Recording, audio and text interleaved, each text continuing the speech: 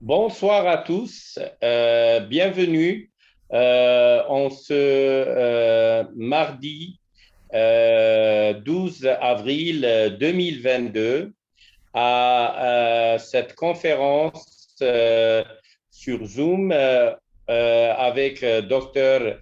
Richard Cheng, qui sera interprété par Asma Masbahi de Casablanca au Maroc. Et cette conférence a été organisée par Dr. Maha Shaib à Borj Bouariri en Algérie. Donc, on remercie tous les invités. On remercie Dr. Richard Cheng en premier. On remercie Asma Msbahi pour l'effort de traduction, Dr. Maha Shaib pour l'effort d'organisation et toute l'assistance pour leur assiduité et leur présence. Donc, bienvenue à cette conférence et bonne écoute. Dr. Richard Cheng. Today I am going to share with you my experience of reversing coronary vascular disease with orthomolecular medicine. I will report 2 cases and also a literature review. And this is about me. That's a couple of years ago. Now, first of all, coronary artery disease are the leading cause of death worldwide, killing about 18 million people in 2019 worldwide and representing about 1/3 of all global deaths. So that's the major killer worldwide. 2/3 of these deaths are due to heart attacks and strokes, usual atherosclerosis. And the United States alone spends about $320 billion a year on adult cardiovascular diseases. That doesn't include even children. So it's a major threat to our health. Now, first of all, I'm going to report 2 cases. This first case is a Mr. H. He is a 63-year-old Chinese man from Chengdu, China. He has a history of coronary artery disease, and he's symptomatic with chest pain, the angina pectoris.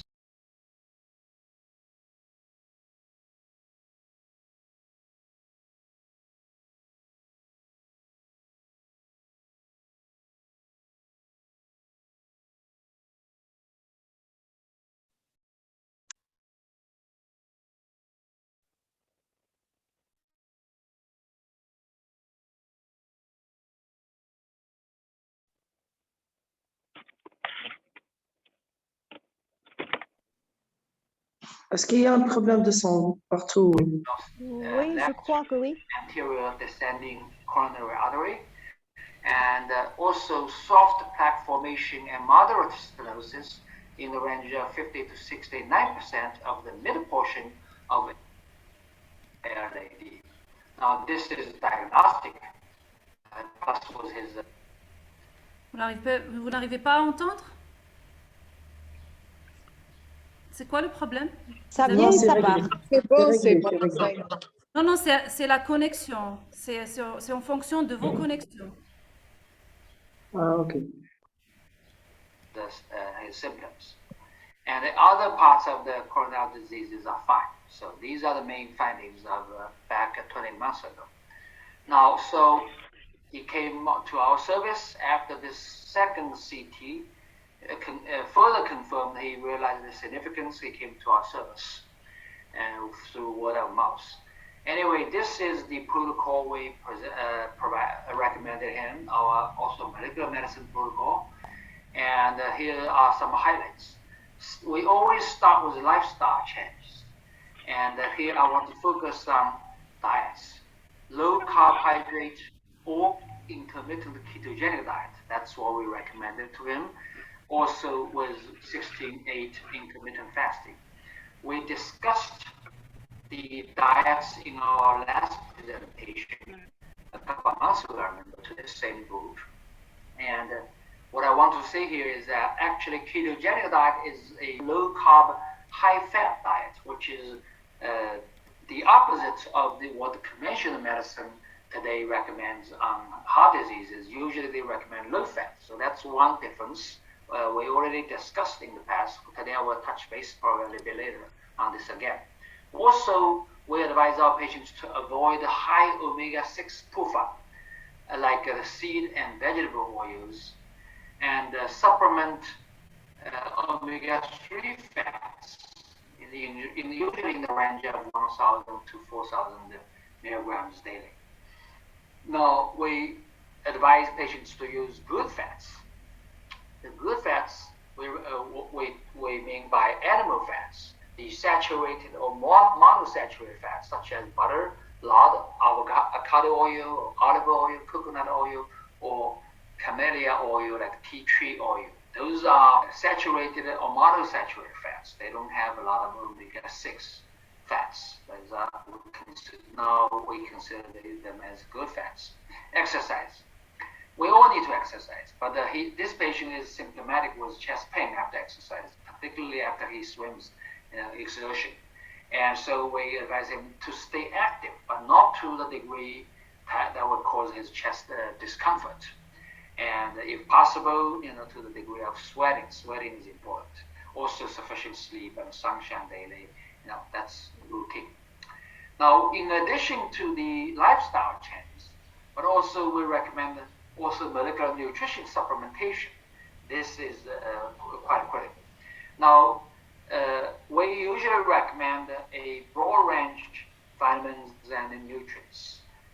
We usually include these in a package called the total cell nutrition that includes all vitamins. Now, we focus on some high doses. Some of the vitamins we use, particularly high doses, for example, vitamin C.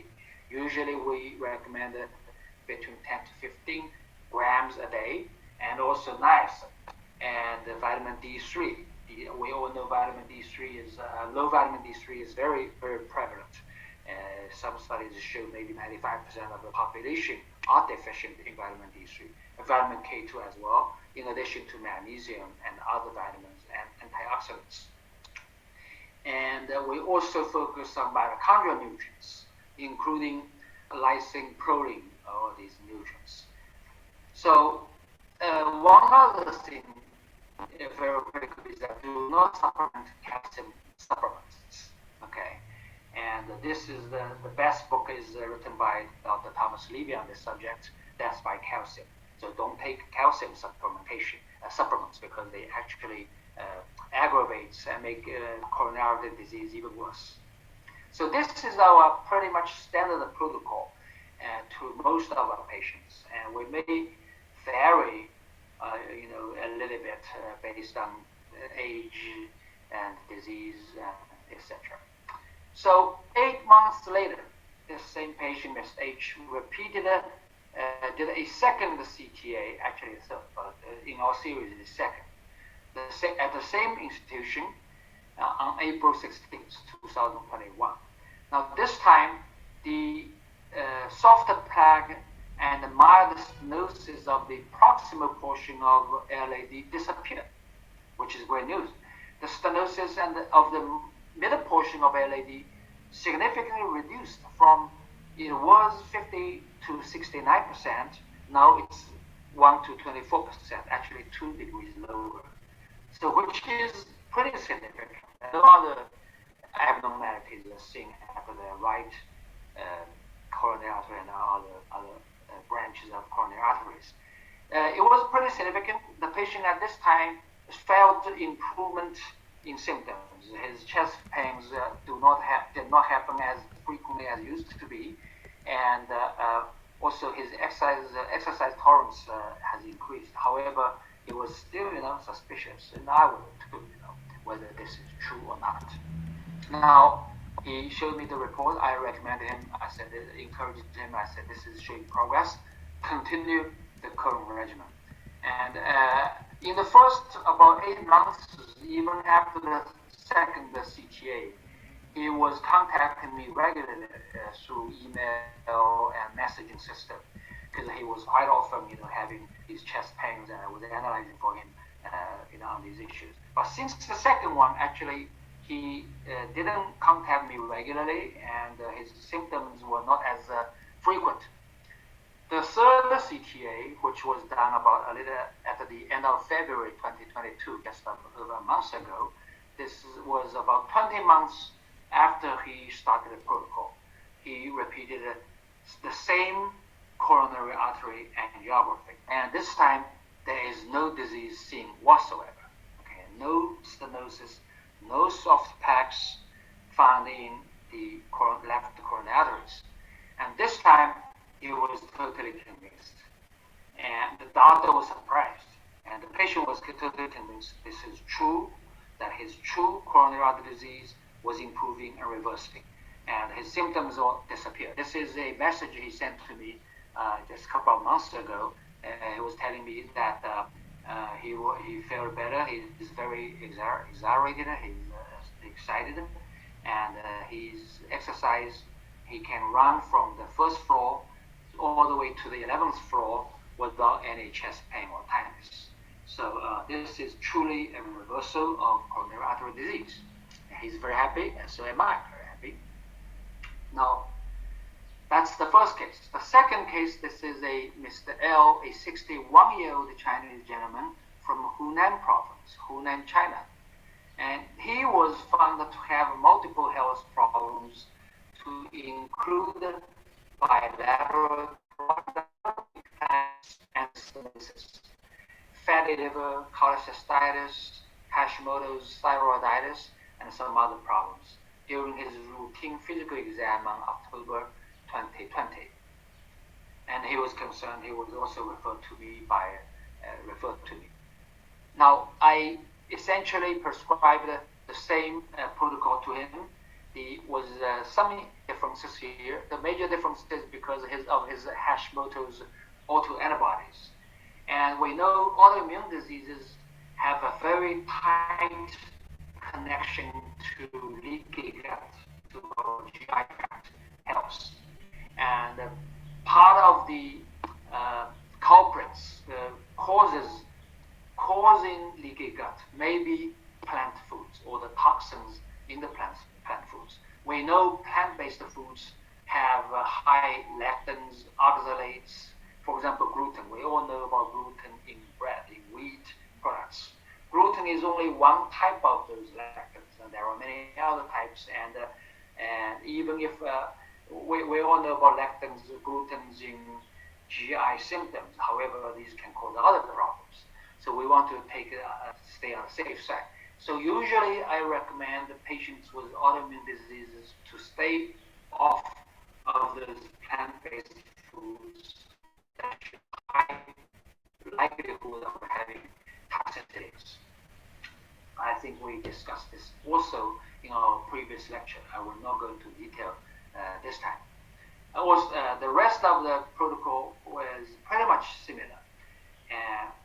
Except in autoimmune diseases, we also increase our vitamin D3 levels and niacin, that's vitamin B3, because high dose vitamin D3 has been studied in autoimmune diseases, and apparently they can be part of the protocol, which we are also including on the autoimmune disease treatment database. 6 months later, on April 9th, 2021, Mr. L had a MI exam of both of his carotid arteries. This time, there is no abnormality, no plaque formation, no stenosis of the lumen seen at all. The patient was also very happy. The overall health is also improving. I can show you his fatty liver and his cholecystitis is also improving. So these are the two cases of reversal and significantly improvement and reversal of cardiovascular diseases. Now, if we look at the literature, we have seen the very first report, maybe from Dr. Willis and his group back in 1954. Now, that's 70 years ago, about 70 years ago. Their study showed that vitamin C may be able to reverse atherosclerotic coronary artery disease. His protocol was, they studied basically 16 patients and divided the 16 patients into two groups. 10 men in one group, average age of 64 was coronary artery disease, and they gave them these patients 500 milligram vitamin C 3 times a day. Okay, and the study period was 2 to 6 months. And the other 6 men with no vitamin C supplementation. They reported that 6 out of the 10 in the vitamin C group showed various degrees of regression or reduction in plaques. So that's improvement. And 3 out of 10 in the vitamin C group showed continual growth of plaque, so no improvement. And 1 in 10 in the vitamin C group showed no discernible plaque change. So 60%, 6 out of 10, that's still pretty significant. The control group of 6 men showed no regression or no change of, no improvement in plaque at all. So that was the very first that I know of vitamin C on coronary artery reverse.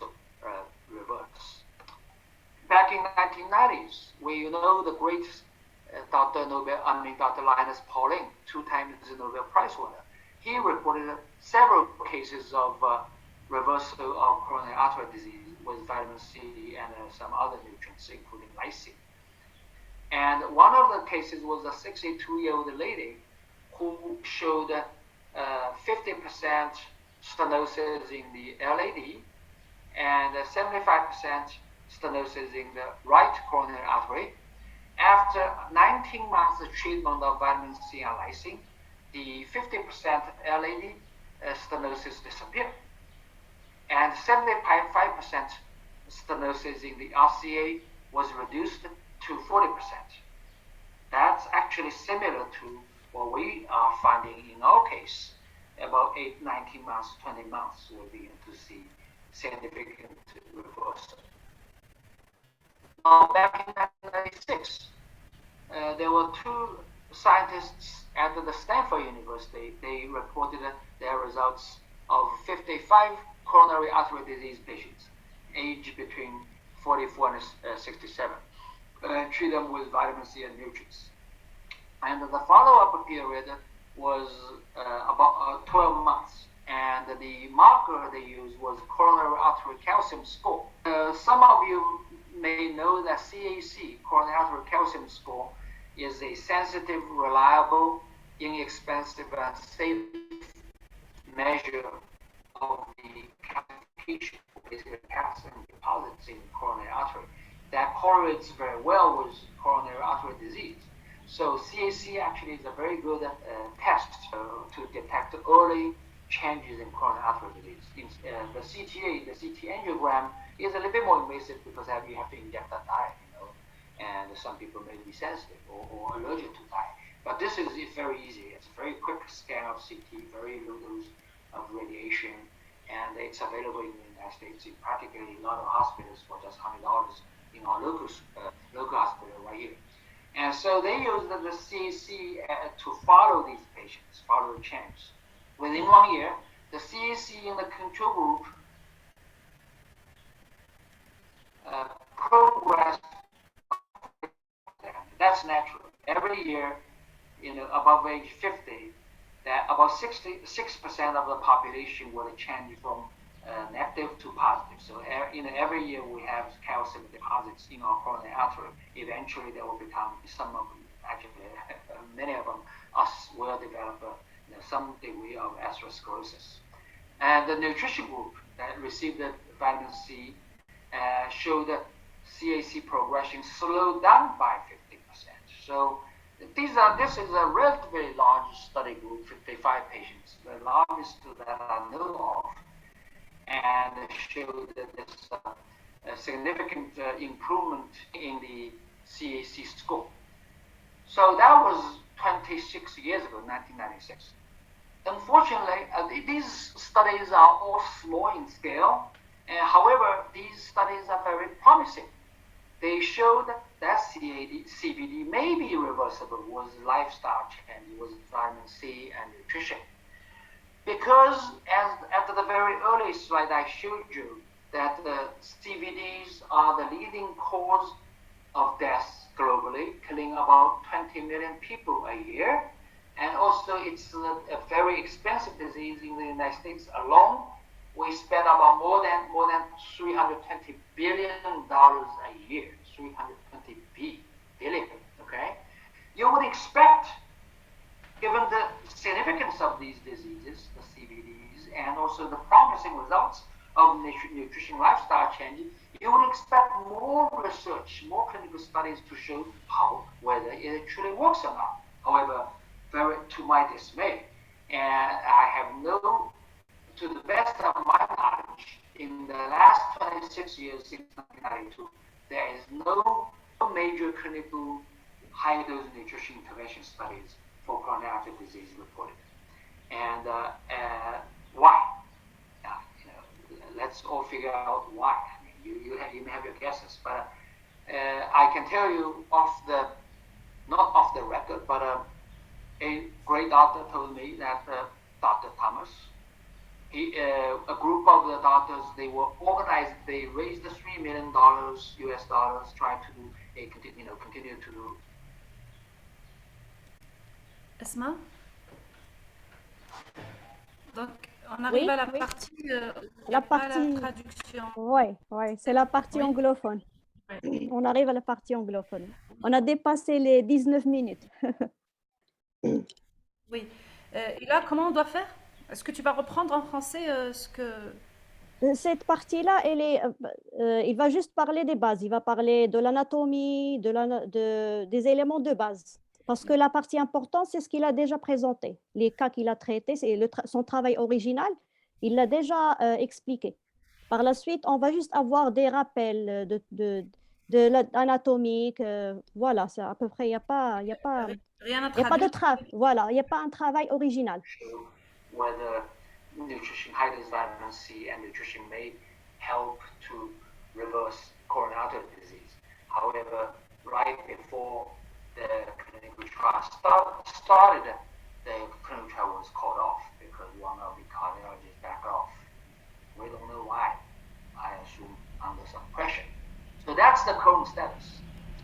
And let's just go over briefly the mechanisms behind. This is the anatomy of coronary artery, and we are all familiar with well as physicians. So basically, you have three layers. You have intima, the innermost layer that comes directly in contact with the blood, and you have the media, the central, essentially the tissue. The thing is, the collagen is a major component of all three layers. Let's review about collagen a little bit. We know proteins make up probably 20-30% of our human body. So we have lots of proteins in our body. Okay? We have muscle, we have more. But that's, we all know that one. However, what we don't know is not is that collagen fibers actually make up about 1/3 of all these proteins.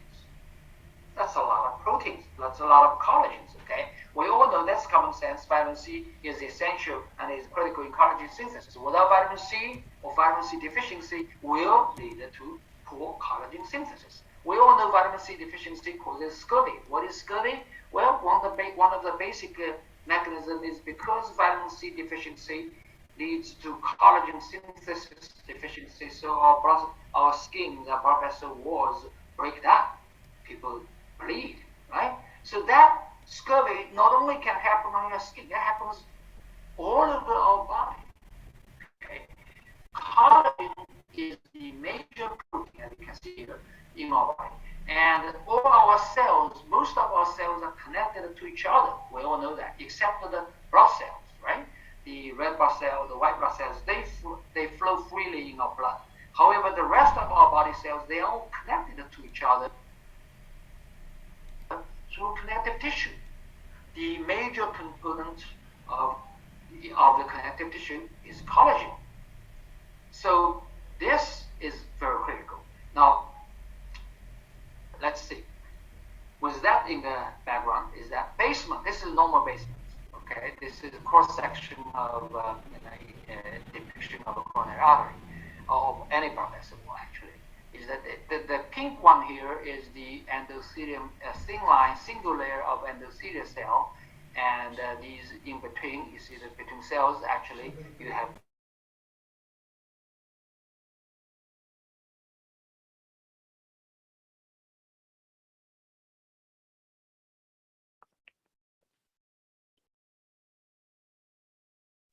On a perdu le son.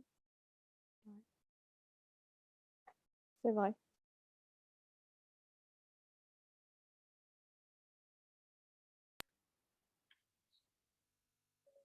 Je pense que Maha,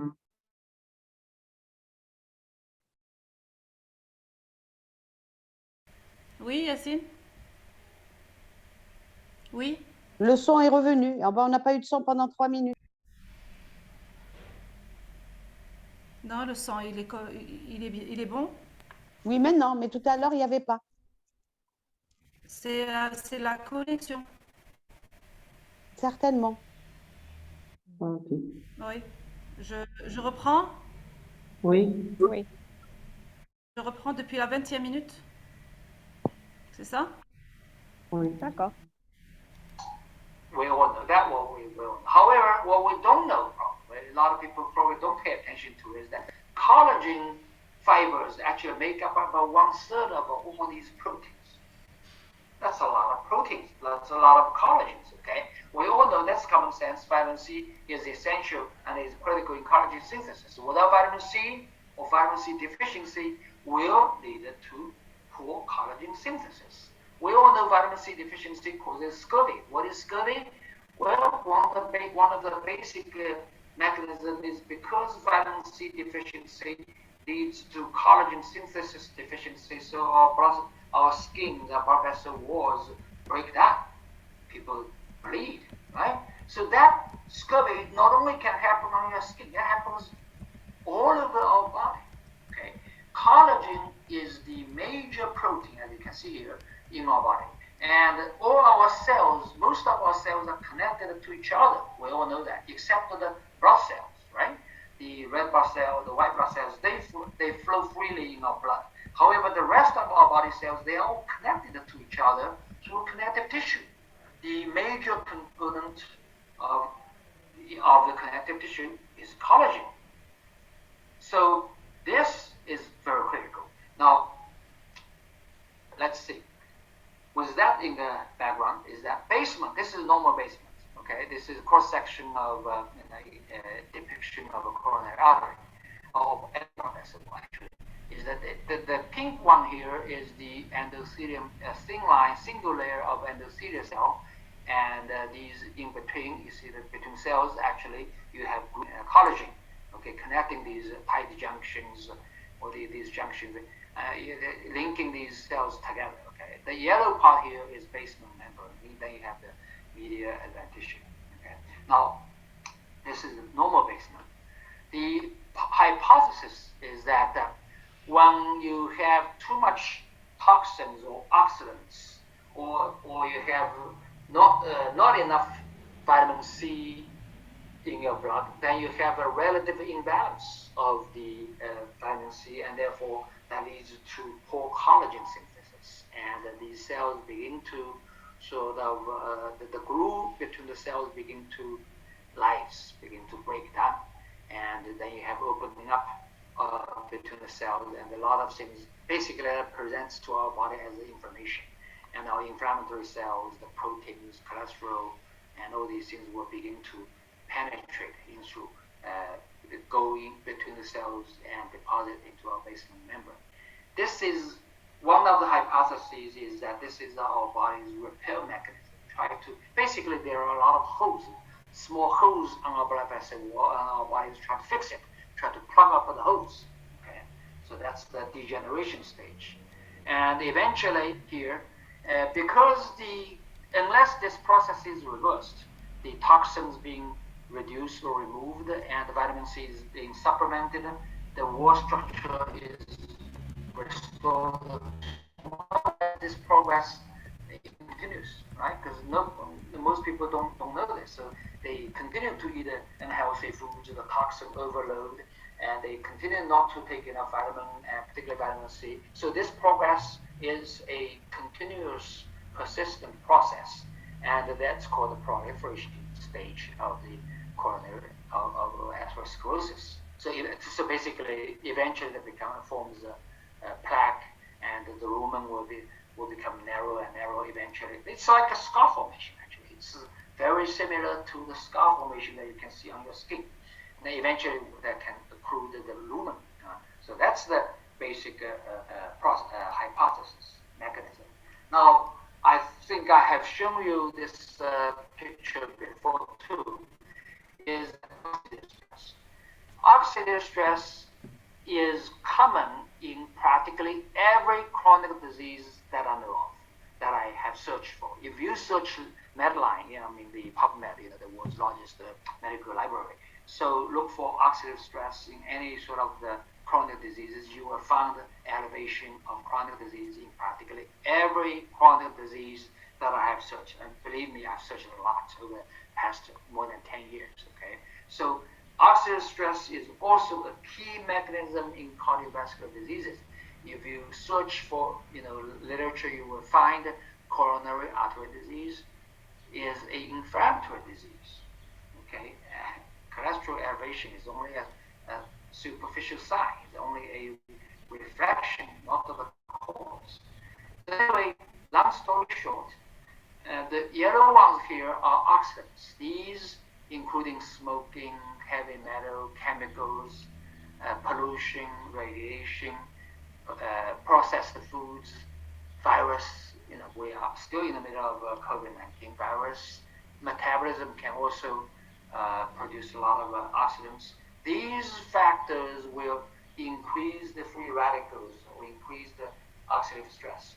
The green ones down here, the unprocessed foods, the vitamins, the flavonoid and antioxidants, all these will reduce the oxidative stress.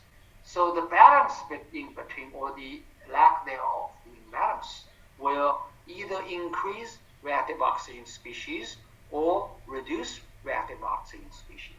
The increased ROS will cause oxidative damage of DNA or protein or lipid, okay, or the three major classes of structural molecules.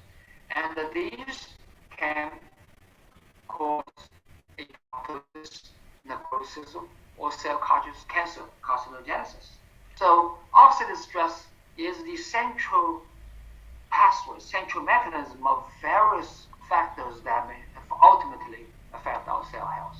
So in this elegant little symbol, my assistant did, showed the fine balance. You need a balance between the oxidants and the antioxidants. So balance here is the foundation of health. Okay, and I think we discussed briefly before, is that today's world, way too many oxidants, toxins in our environment, in our water, in our food, way more than decades ago, let alone hundreds or 10,000 or thousands of years ago. And also in our food, we begin to eat more and more processed foods and are low or deficient of vitamins and nutrients. And I think I showed you also in our last presentation, is that, for example, one example, omega-6 fats ratio to omega-3 normally should be about 1:1 or 4:1 in the pre-agricultural age, before all the industrialization things happened, before agriculture happened, is about 1:1. However, right now the ratio is at least 18:1, or maybe I have seen even as high as 50:1. Okay. Now we know omega-6 fats are pro-inflammatory, so high omega-6 will cause inflammation. No wonder we have so many inflammatory diseases these days. So here is my summary.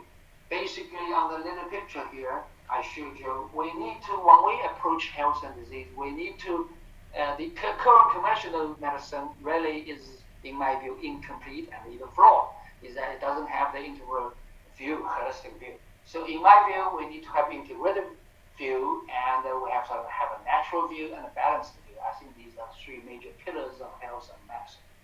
And so lifestyle, diet, nutrition, okay, these are all part of our protocols. Also, the way I view health medicine makes us to only focus on, for example, cholesterol, ignoring everything else, right? That's a problem. That's very problematic, and that's why now no one, I repeat, no one of the chronic diseases with the current medicine can be cured or reversed. But using this approach, we have seen reversal of practically all chronic diseases. Yes, including cancer, heart disease, autoimmune disease, let alone diabetes. Actually, is relatively easy. High cholesterol, gout, all these diseases, and autoimmune diseases are very common. I mean, reversible. We manage many patients with psoriasis, with eczema or various. Those are actually not hard to treat. But here is my view of health at three different levels. We not only need to look at the biochemistry, nutrition, okay, toxin. Also, we need to look at the high level, the physiology level. Why? That's what I meant by hormonal balance, because you need a hormonal and neuron regulation, balance, connection of all parts and molecules. So hormonal balance is also a major part of our approach, which I will not go into detail this time. So finally, well, thank you very much, Dr. Baghli, for the invitation. And also, I want to express my special thank you to Dr. Atsu Yanagisawa and Shusao, Dr. Thomas Levy, and many others on the board of International Society of Orthomolecular Medicine. They really taught me true medicine, including Dr. Baghli. And I wish I knew orthomolecular medicine earlier, but I'm glad never too late. Right? Thank you again.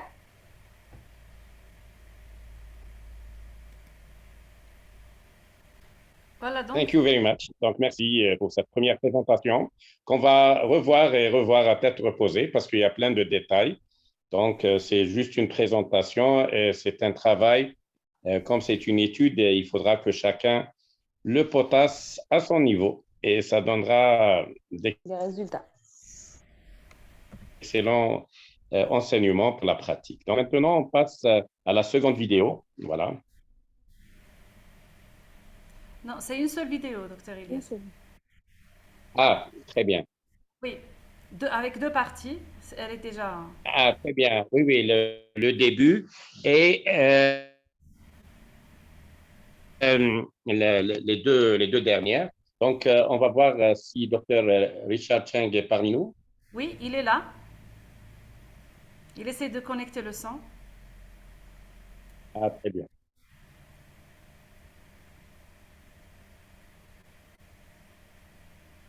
Hi, everybody.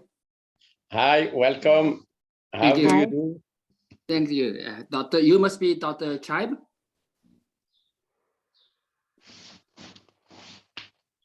Hello, Dr. Cheng. Oui, welcome. Yes, it's Dr. Maha Saib. Dr. Maha, yeah. And Asma Mesbahi, who translate to French, and she make subtitle work. So the work is ready. yeah, I know it's a lot of work. Thank you. Any questions? Anybody? Yes, we will open for those who want to ask a question. Le débat est ouvert, les amis.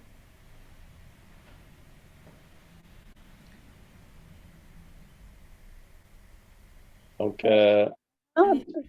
Dr Hanifa Brahimi. Oui. Bonjour.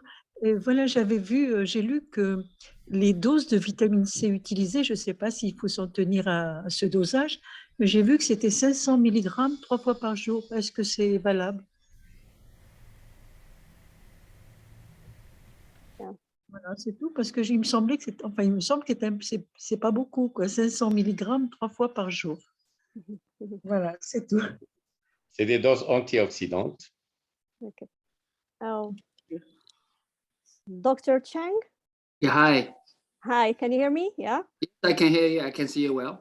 Okay, so Dr. Hanifa Brahimi was asking a question about the presentation she saw in in your slides that maybe in one of the cases, the patient was given a dosage of vitamin C of 500 milligrams 3 times per day. She was asking, is this dosage enough? Because she thinks that it was really low.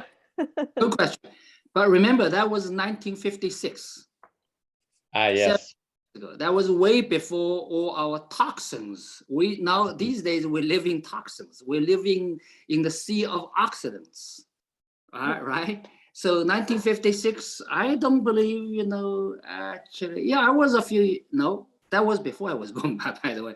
So we didn't have fertilizers. I don't think we had I know during World War II, they had some sort of chemical weapons.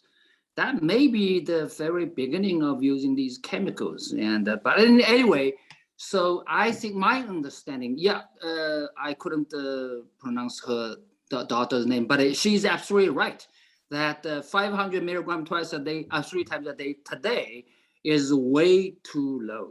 I routinely every day take 10 to 15 grams every day. But at that time, the oxidants were much lower. So probably, and also people were eating fresh foods. I don't think there was, the processed foods, and the foods also probably contained more vitamin C and other nutrition. So yes, that's right.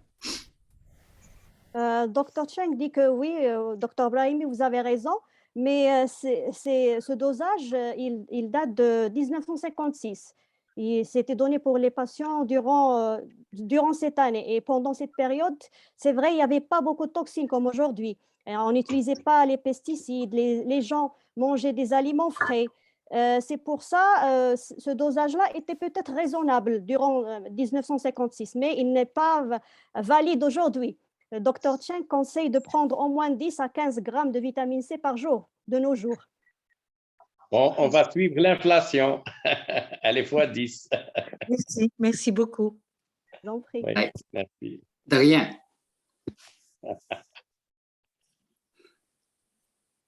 Docteur Saïda Bousmaha. Oui. Bonsoir, docteur. Bonsoir tout le monde. Voilà, concernant la prise en charge, vous avez cité le sommeil, le soleil, les vitamines, mais je n'ai pas vu la vitamine E qui est quand même anti-inflammatoire et qui a une action elle est liposoluble comme la vitamine A et D et K. Et elle a une action sur la dissolution des cellules graisseuses qui constituent le tissu inflammatoire au niveau de l'intima et empêche les fibroblastes, elle leur empêche la myocontractilité. Donc, est-ce qu'elle a une place, la vitamine E, dans votre schéma thérapeutique et votre conduite à tenir? Merci. Dr. Cheng, Dr. Saïda Bousmaha was asking about vitamin E because when she looked at your protocol, she didn't see vitamin E. And as we know, vitamin E is very important thanks to her anti-inflammatory action, and it also dissolves fat cells, and she didn't see it. She was asking, what about vitamin E? Do you use it? Right. Yes, vitamin is absolutely important. And as Dr. Baghli, how do you pronounce Baghli or Baghli? Baghli, yes, is in Arabic, and Baghli in English, yes. As he is very well known, I actually presented a lecture and also wrote a paper on this. Vitamin is essential. But I think in the lecture, I put in somewhere like a total cell nutrient. I didn't include the whole thing because I think I wrote down there, I included all the vitamins. Basically, here's my belief. First of all, we need all the vitamins, including A, B, C, D, E, F. There's no G, but you go on. Yes, all of them. That's number one. And here, let me mention about E. Yes, this doctor is absolutely correct, is that vitamin E is a lipophilic antioxidant. It's critical. And there's emerging research to show that for lipid protection, we need both vitamin E and vitamin C. And that's very critical. That's one. So yes, it's important. Number two is that not only we need all these vitamins and nutrients, but also we need optimal doses. I'm talking about orthomolecular doses. You know, my understanding of orthomolecular medicine is not simply just nutritional medicine. It is more of optimal nutrition medicine, right? So oftentimes we need higher doses for different various diseases. So the dose is also very critical. And number three, actually going back to the question earlier, the oxidants are showing more and more importance in our chronic disease management. Like we just mentioned, we didn't used to have that many oxidants or toxins around. These days we live in a sea of oxidants. And all the oxidants practically are, all the toxins are practically oxidants. They consume a lot of antioxidants. And that's probably a major reason, why these days we have such an imbalance. And so that's the number three. These are all critical, yes. Ok. Alors, Dr Bousmaha, Dr Cheng, il dit oui, vous avez entièrement raison. On a besoin de la vitamine E. La vitamine E, elle est très importante pour protection des lipides. Mais pour Dr Cheng, il a mentionné dans sa présentation un package qui s'appelle Tutusel et il avait dit que ce package inclut, on y trouve tous les types de vitamines parce qu'on a vraiment besoin de tous les vitamines sans exception. Il a aussi mentionné qu'il est aussi important d'administrer des doses orthomoléculaires optimum. Et pas seulement de donner des vitamines, mais aussi de donner des doses optimum.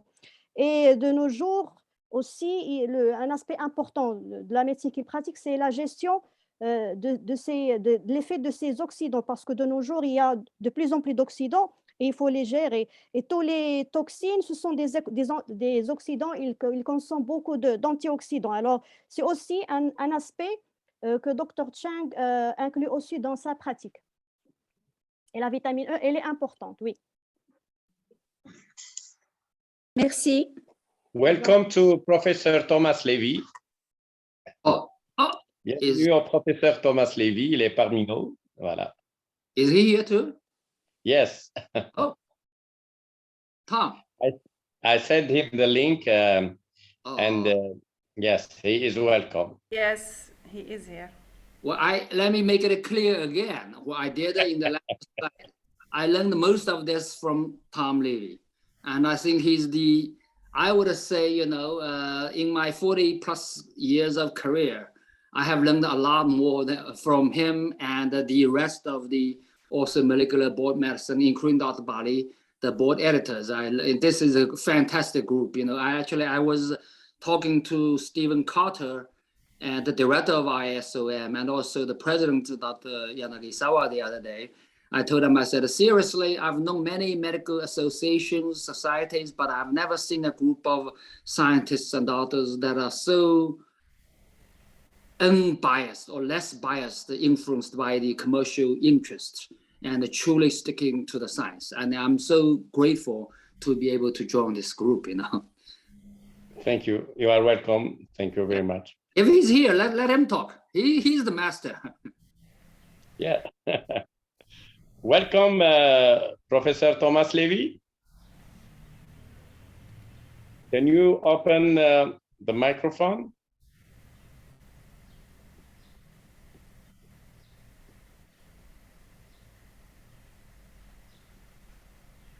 I don't see his name on the list here.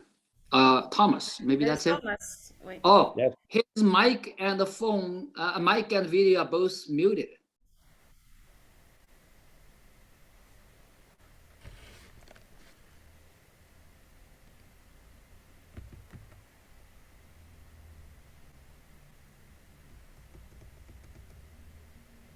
We give him time. Maybe he is making connection. Yeah, actually, I told him about this case. Yes. I was in Miami about, Dr. Baghli, I sent the email message to the group. I was in Miami about 2 weeks ago. I met with him, told him about it. And I am trying to write it up, as an abstract, because this is well, it is reversible. Actually, we should also discuss a little bit one of the slides that I asked why, I mean, to me, you share with me if you know any other literature or clinical studies, but there are not many clinical studies on the reversal of CAD or CVD out there. The ones I listed here are mostly the ones I can find, or Dr. Levy probably knows. But since 1996, I have not seen any other such studies. One time on the web, I saw a European, I think it was a German group or a German doctor or professor mentioned something like this, but I never saw any follow-up or any publication. But, this is the world's leading cause of death. United States alone spent more than $320 billion a year. That was a couple of years ago. I think it was 2019. Why can't we just spend a little bit more money on this thing? Well, interest groups, what can we say? Dr. Thomas is here. Hola. Hey, Hello. maestro.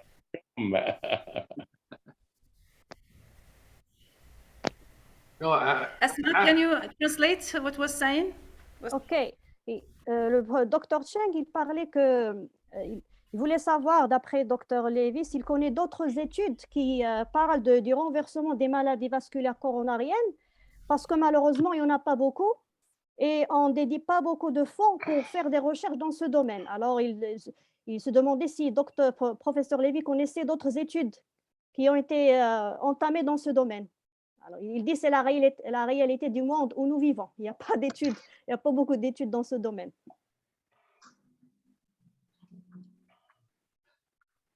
Il faut donc poser la question au professeur Levy. Oui, il a entendu la question en anglais.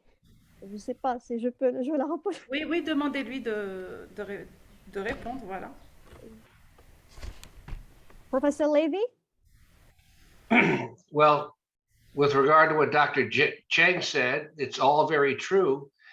And even though we don't realize this, atherosclerosis and the blockages in the coronary artery, if you do the protocol, not only are easy to reverse, you can often bring them back to normal, and you can do it nearly 100% of the time.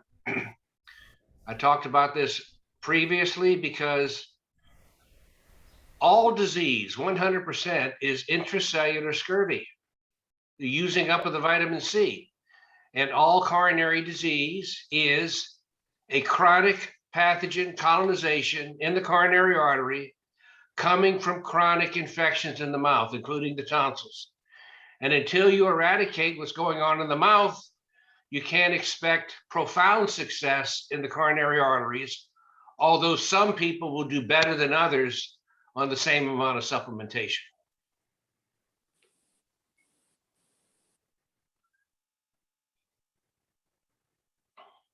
Selon professeur Levy, il dit c'est vrai, si on suit le protocole, on peut facilement à 100% contrer ces maladies vasculaires coronariennes. Et selon lui, toutes ces maladies vasculaires coronariennes sont dues à des colonisations de pathogènes qui se trouvent notamment dans la bouche. Et une supplémentation en vitamine C peut contrer ces situations.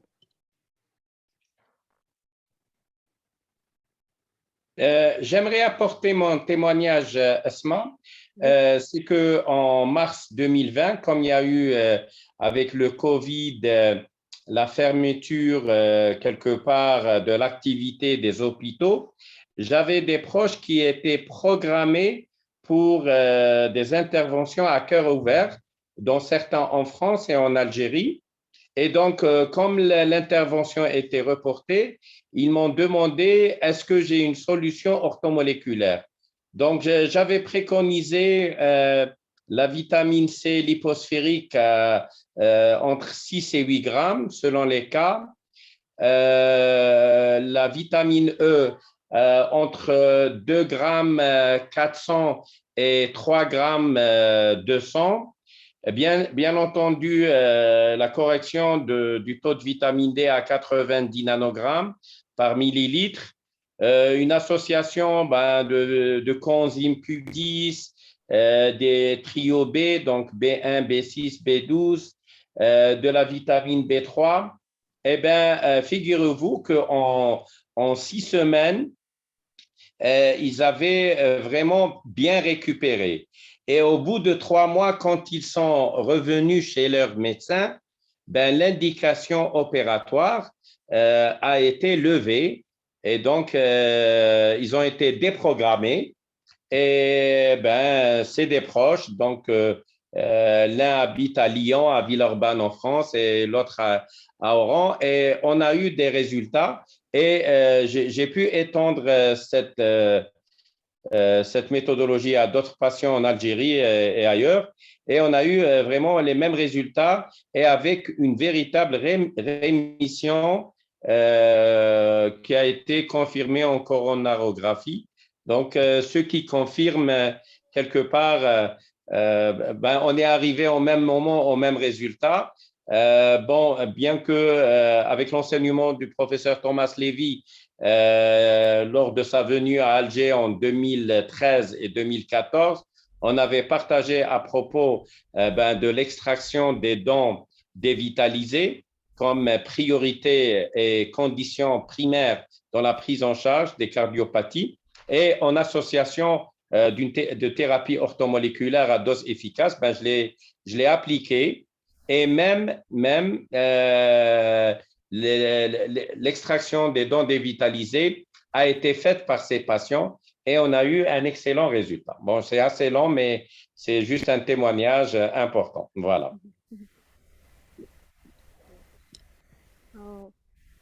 I will translate it in English. Yes. Yeah. Okay. Okay. So yeah.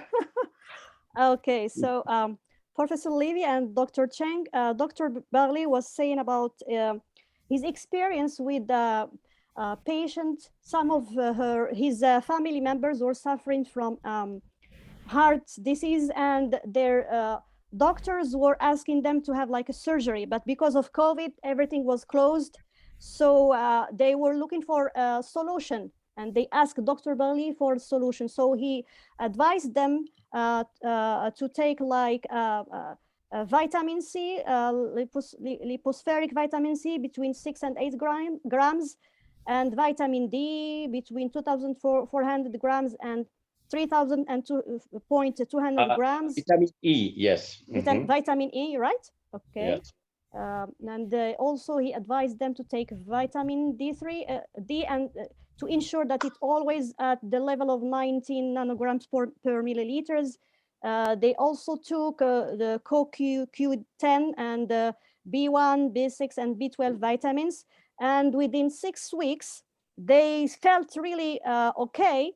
And in 3 months, their doctors told them that they don't need the surgery. They don't need any more the surgery. So this approach was successful in helping those patients with vascular with CVD, and he extended this approach to other patients in Algeria and elsewhere, since it was successful. Let me make a comment. That's pretty much exactly what you would expect when you give large amounts of vitamin C and antioxidants. But I would also add, if they start to taper down on their vitamin C and they still haven't addressed their mouth, they can very reliably expect things to come back. So absolutely, there still has to be an evaluation for infected gums, teeth, and tonsils, which is as close to 100% present as you can imagine in patients with coronary artery disease. But yes, enough vitamin C in the right people can get you a dramatic response. Just don't misinterpret it as a cure until you've identified and eliminated the cause. Yes, you're right, Professor Levy, because Dr. Baghli also ask them to take any teeth that is not really in a good state in their mouth. So he also applied your approach, not only. Well, they he have the gave them- cone. They have the cone beam examination too in Algeria, Exactly. right? Yeah, Okay. yes. That So that has they to be did it. done because the regular X-rays miss most of the infected teeth. Mhm. Yes. Let me add one example here. You know, listening to Dr. Levy's advice, I had my teeth had a 3D cone X-ray done, and this was last summer, almost a year ago. And sure enough, there was a small apical abscess right there, hitting there. You know, so all right, I immediately scheduled surgical surgery and had it taken out. Like a couple of months later, and now it's gone. You know, yes, it is critical. Actually, Dr. Levy's advice is very critical. Basically, we're talking about balance. We're talking about oxidative stress balance. When you balance, we're talking about two sides, and the most critical is reducing the amount of toxins or oxidants.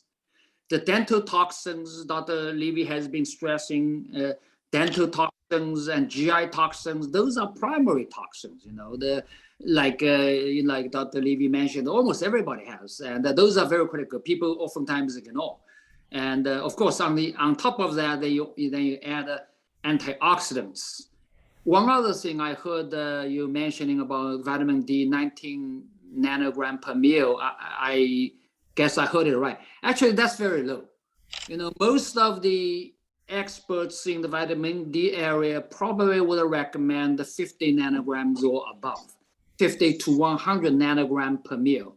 Actually, recently, there's a group from Germany and Michael Hollick from Boston, and there was also one from, I guess was UK. But anyway, they published so far the largest study of the Coimbra protocol from I think that's Brazil. And I think it was like 100 some patients. Basically, these patients were taking 30 to 60,000 units of vitamin D3 every day. And let me repeat, 30,000 to about 60,000 units every day for how long was it? That's what I give it. That's what I give it. I give 200,000 to 400,000 a day to get the level of vitamin D in plasma to 90 gram by milliliter. 90 gram? No, I said the level of plasma of vitamin D in plasma to 90 nanogram by milliliter. Oh, okay. 90 nag per mil. Good, excellent, yeah. And also, I was glad to see that paper from Michael Hollick's group saying that there were, under the supervision of drinking a lot of water, taking the low calcium food diet. Again, here, Dr. Thomas Levy's book, Death by Calcium, is actually worth reading. These books changed my mind entirely. And so actually, they are very safe. Because I do a lot of consultation in China. A lot of people with autoimmune disease because, Hashimoto. I have a couple of cases of Hashimoto now reversed. And the doctor was telling them, no, that's not possible. I told the patient, well, it happened, believe it or not. So yes, these diseases are reversible taking this orthomolecular medicine approach. I think asthma is going to have an asthmatic attack if she doesn't get a chance to transplant. This is a healthy attack, so I'm okay, I'm fine. Okay. Oh, I'm sorry, yeah, go ahead. And you know what it means, Misbahi, Thomas? Her name, Misbahi. Tu lui dis le Misbah. Oh yes, light. Okay, it's light. Oh, yes. You are enlightening us, actually, all of you, professors and doctors. I hope to tell you that yesterday we do a Zoom conference with Dr. Sabrina Ben Isad from Algeria in a great hospital of west of Algeria with more than 500 patients in this hospital. And the orthomolecular protocol was given there because the health minister accept my protocol, and we share it in all the country with different doctors in Algeria and hospital. And there is some hospitals who do it. And we record yesterday 1 hour, 90 minutes of Zoom conference about the experience, and we will share it with you, Richard and Tom. And it's we can say that Algeria is a nation who promote orthomolecular medicine because it's how say it's recognized by health minister, and it's all because of you, Ilyes. It's because of you. Yeah, yes. Thank you. Great job promoting also molecular medicine. Dr. Sabrina is here. She is among us today. So welcome. It's fantastic. So we have all the team today. Docteur Sabrina, est-ce que tu peux connecter le micro? She is here. So today is like but no, there's no sound. She just wants to rest and listen. Yeah. Yes. While she's trying to turn on the mic and the video, can I make a suggestion, Ilyes? Yes, of course. On a case CVD, I'm thinking, is it how about the way in the also molecular field, we propose that we collect these cases and we centralize in the somewhere, because when we have, I'm writing up the 2 cases we have, and hopefully we will experiment more. We get, when we publish all these things together, they become more powerful, I will ask all the Richard documents to receive them, and I will share it with you, of course. Richard, regarding the coronary artery disease, yes, if you could make sure that you had patients who were able to get repeat coronary angiography, I mean, you need indications for repeat coronary angiography other than let's just check on this protocol. But if you had 5 patients where you eliminated all their dental toxicity, got them on high dose vitamin C, you would see 100% of them largely or completely resolve their atherosclerosis in 6 months, documented on coronary angiography. I mean, 5 out of 5, you don't need to do 2,000. Yeah, I know. Absolutely, I agree with this, absolutely. But these days, the angiography is a lot easier, as you know, the CT angiography, unlike before. And that's true. Good point. Yeah, like I mentioned, like we met in Miami, and I think I've convinced this gentleman from the hospital in Hainan. And once China opens up, I'd really like to set up a place over there to enroll, let's say 30, 50 patients, do the complete protocol like you suggested. The most important thing though, Richard, is to have a dentist who understands the concept. We started out in Kansas City at the Reardon Clinic trying to do this, and we had a dentist and we had a lady with 4 root canals, and we sent her over to get the root canals extracted, and he took out 3 and said the 4th one looked okay. Well, actually, Tom, I already recommended to Mr. Zhou. I said, in this hospital, we got to have a biological dentistry department. That's right. There you go. If I don't serve as a medical director, at least I should serve as an advisor to monitor, making sure they are doing the things that we like. You see what I mean? Because all it takes is one. A good friend who had horrible coronary disease, was getting balloon angioplasties every 6 months for a couple years, finally going downhill with horrible chest pain. I said, you got to go to the dentist. Brought him to Denver. He had 1 root canal. It came out, and he never had another chest pain again. And his coronary atherosclerosis started regressing. Yeah. Actually, another piece of good news. I'm sorry that it seemed like it's a conversation between the two of us, but I'm also invited to give a talk either next month or in June. I forgot the next within next 2 months about this reversal of coronary artery disease, and I'm hoping I can raise more because China is a country of 1.4 billion people. Lots of people with CAD. So I'm hoping to arouse more attention, and we can treat and successfully reverse more patients. That'll become more convincing.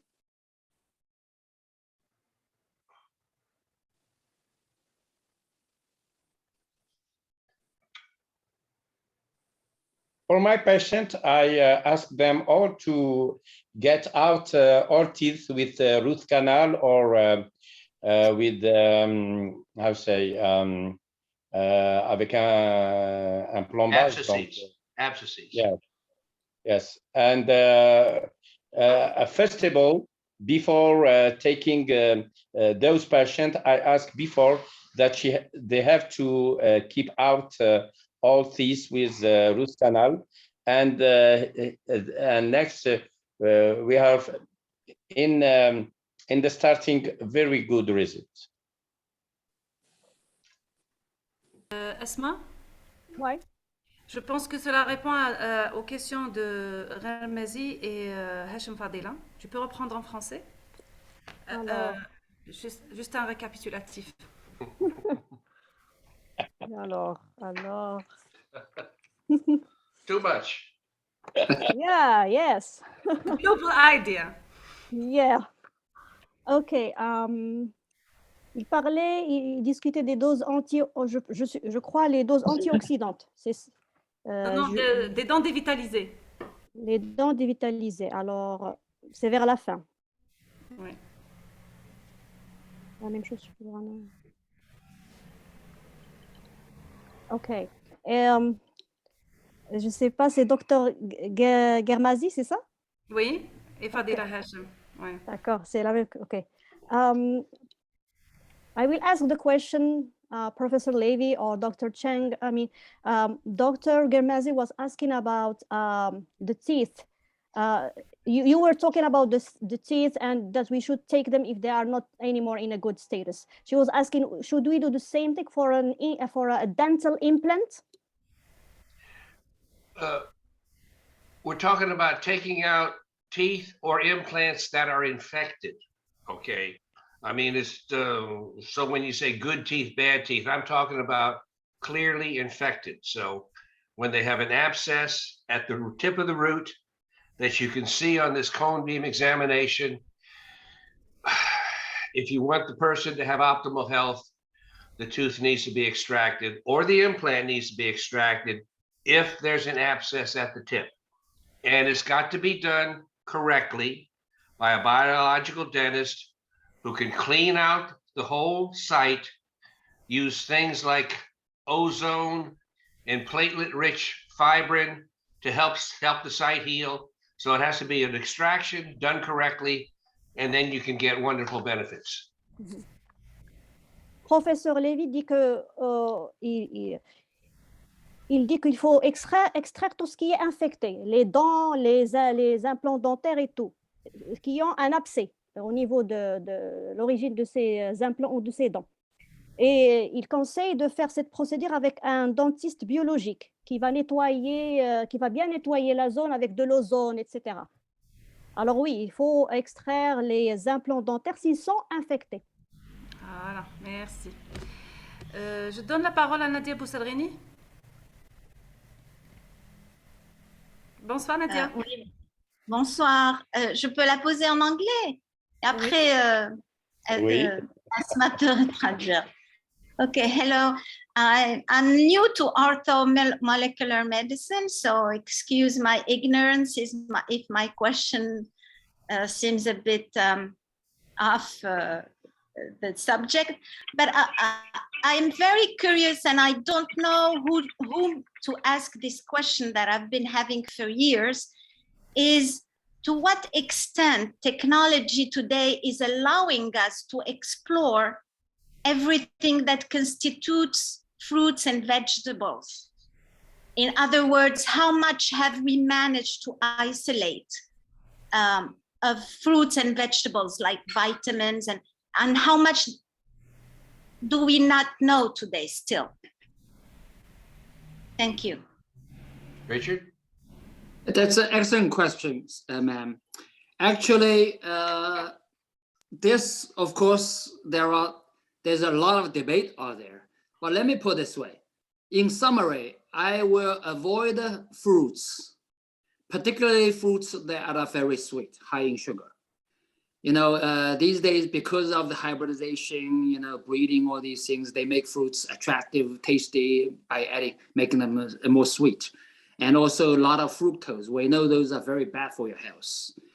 And also, that's we already know. But one of the things that we don't really know, and that has been raised over the past at least couple of years, now there's a huge debate, many people still don't know, is that actually plant-based foods have a lot of toxins, the built-in toxins. I don't know, maybe I'm talking too much for her to translate. Is that okay? You want to stop asthma, right? Oh, yes. You want to stop right now, and then I can go on. Good. That's okay. I'm writing down. Okay, yeah, okay. If you want to say your idea. Good. You don't have to translate word for word, but just main idea. Basically, this is very interesting because I learned, I read, and I did a lot of research over the past 2 years, actually, is that very interesting. Humans are animals. And the animal kingdom and the plant kingdom differentiated and divided over approximately 2.53 billion years ago. So these are two completely different kingdoms of life. Yeah, we're both life, but they're totally different. It's like the Mac computer and the Windows computer. They look similar, however, they are totally different. So for the animal kingdoms, you know, all lives have prey, you know, and predators. So animals can protect themselves by kicking, biting, you know, running away, right? We all know that. But plants cannot do that. This is something we know, but we never really thought about. I didn't, at least, is that actually plants also have their defensive weapons. They are mostly toxins. We all have experience, for example, in Thomas Levy's, I think it was Primal Panacea of a French doctor, you know, tried on this very poisonous mushroom and then take vitamin C to detox, right? So plants are poisonous to a certain degree, but a lot of plants are very poisonous, we know, but most of the plants, the vegetable we eat, we don't realize they actually also contain toxins and poisons. And for example, we know gluten. So gluten in wheat products is about 80% of the protein of wheat. And we know gluten actually is not good for us. We cannot digest, they can also rip our gut apart, causing a lot of problems. So anyway, to answer, not to give a 1 hour lecture on this, but to give, actually, my opinion right now is that on the diet, is that normally I recommend low carb diet and intermittent fasting.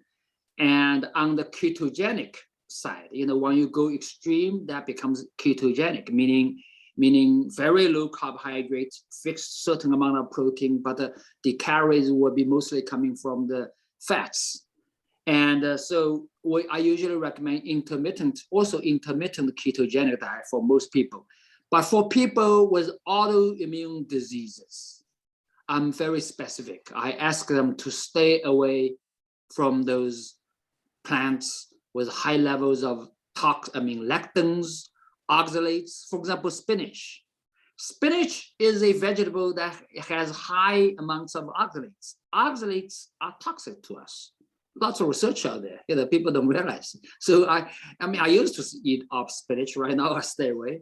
And so basically, that's my, on the plants, I don't recommend, one other thing about antioxidants.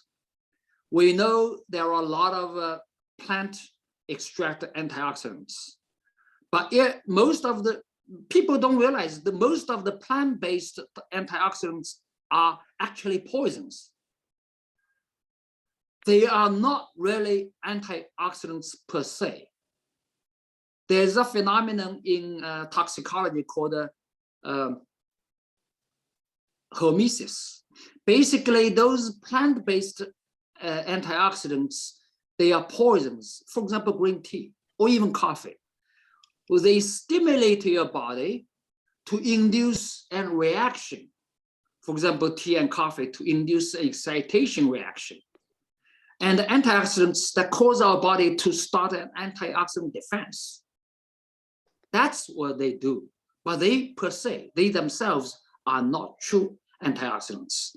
When we overdo, if we take too much of these antioxidants, we can get into trouble. So those are the conceptual issues that we need to realize. I think that's enough. Okay. Thank you.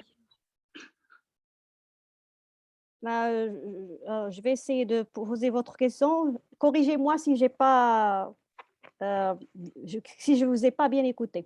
Votre question était à propos de tout ce qu'on connaît aujourd'hui, du développement technologique, son impact sur l'agriculture et comment est-ce qu'on peut isoler les vitamines dont on a besoin avec tout ce qui se passe aujourd'hui, n'est-ce pas? Un peu différente. J'ai demandé comment la technologie aujourd'hui, jusqu'à quelle mesure elle nous permet de vraiment explorer les fruits et les légumes par rapport à ce qu'on connaît, qu'on a déjà isolé, comme les vitamines et les choses qu'on a isolées. Combien il reste encore qu'on n'a pas exploré dans les fruits et les légumes? Et voilà.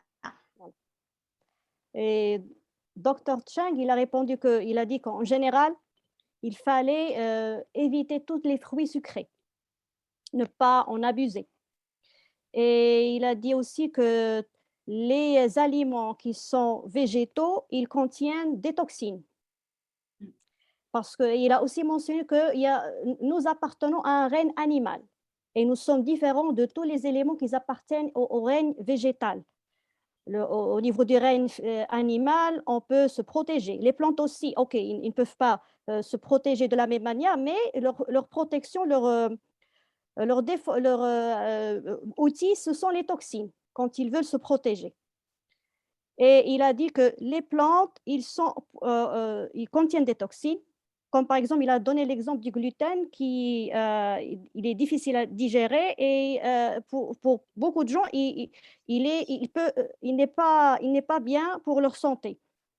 Alors pour lui, en général, il conseille de suivre un régime alimentaire qui est faible en glucides et il conseille aussi de suivre un jeûne intermittent et un régime alimentaire cétogénique.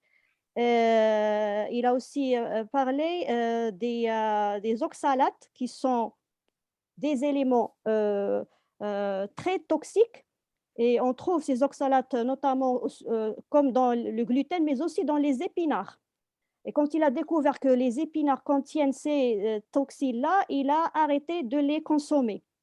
Un autre élément très important, c'est qu'il a dit que on peut trouver des plantes qui sont connues comme étant antioxydants. On sait que le thé, par exemple, le thé vert est antioxydant, mais il dit que ce ne sont pas des antioxydants réels, parce que si on consomme trop de ces éléments, on va avoir un effet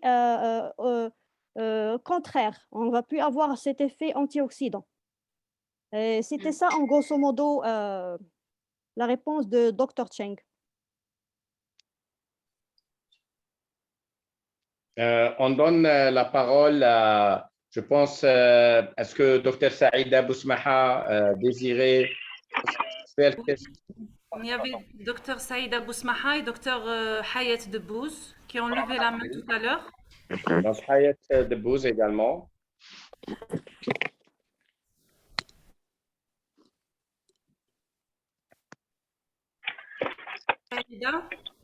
Sinon, Fadila Hachem. Oui, tant que je suis stationnée là, tout à l'heure je conduisais. Écoute, c'est vraiment personnel parce que dans ma bouche, moi, j'ai 4 dents dévitalisées et dont 2 peut-être avec un plombage qui date de mes 16 ans, hein, ça remontera à très longtemps. Et donc, ces dents sont dévitalisées, mais je les ai couronnées. Ça fait quand même quelques années, on va dire. Mais je n'ai pas d'infection, j'ai rien du tout. Et j'ai aussi un implant dentaire, bon, qui se porte très bien. J'ai pas de problème de santé quelconque dans ma santé, donc je suis ni diabétique, ni hypertendue, ni quoi que ce soit. Je fais attention à ce que je mange. Je prends de la vitamine C, je prends la vitamine D, je prends tout ça. Est-ce que, voilà, pour une personne qui est bonne santé comme ça, apparemment, est-ce qu'on doit absolument tout arracher et réimplanter? Je sais pas, parce que moi j'écoute et moi je prends ça à titre personnel parce que moi je suis concernée là. Est-ce que je dois le faire ou pas? Est-ce que je dois rester comme ça, surveiller ma bouche, ou bien est-ce que je dois aller de l'avant, enlever puis implanter? Voilà, c'était ça ma question en fait. De façon préventive, est-ce que je dois tout enlever? J'ai certainement du plomb dans la bouche, j'en ai certainement. Voilà, merci.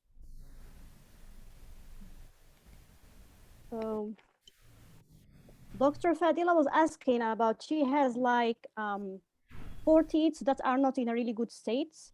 And she also has a dental implant, but she doesn't have any infections.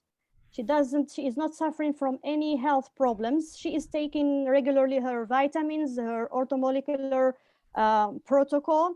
She was wondering whether she has to take off those implants, or if she Before you go on, she doesn't know whether she has infections until she's had the 3D cone beam exam, because these infected teeth do not hurt. They're completely asymptomatic teeth. So until she's had this test, she doesn't know what's infected and what's not infected.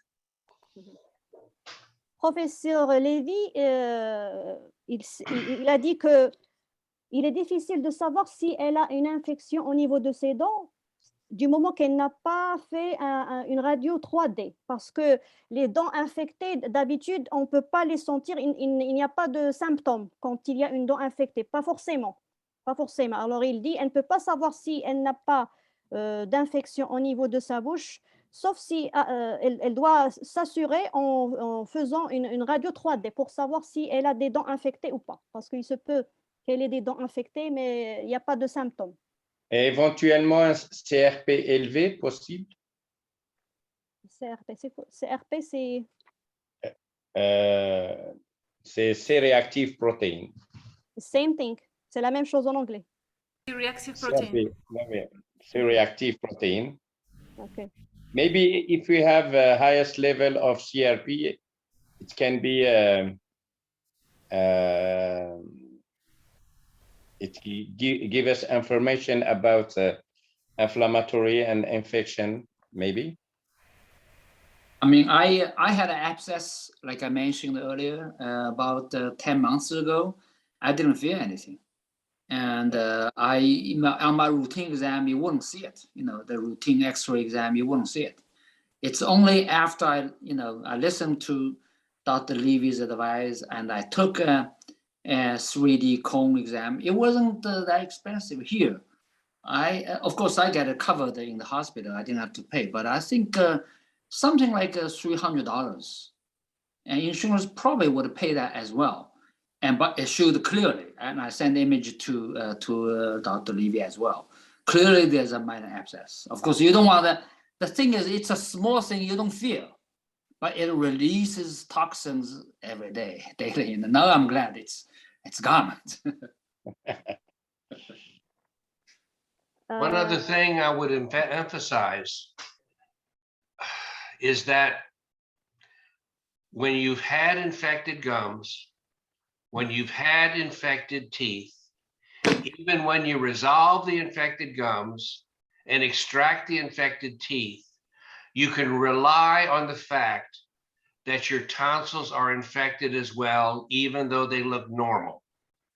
Dr. Ilyes discovered this back in the 1950s with cancer patients he was treating, meaning that to be complete and get as much protection against infection causing havoc throughout your body, the tonsils should be injected several times with ozone gas to resolve the infection. And I want to emphasize, they do not look like they're infected. They look like they're normal.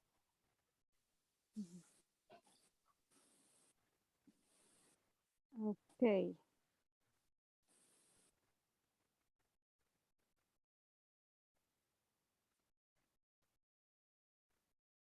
OK, so Dr Baghli a mentionné que si peut-être que l'indicateur de CRP, s'il est élevé, on peut savoir s'il y a une infection. Mais selon Dr Cheng, il a dit qu'il avait une abcès, il ne sentait rien, mais c'est justement la radio 3D qui a démontré qu'il avait une abcès. Parce que cette abcès-là, on peut la voir, on ne peut pas la sentir, mais elle est en train de créer des toxines tout le temps. Pour professeur Lévy, il faut aussi traiter la gencive et les dents qui sont infectées. Et il faut aussi s'assurer qu'on est en train d'injecter de l'ozone dans les tonsilles. Parce que du moment qu'on n'a pas aussi résolu le problème des tonsilles, le problème est toujours persistant. Alors, il faut traiter ces 3 éléments, les gencives, les dents et les tonsilles. Merci. La parole à Dr Hayat Debbouz.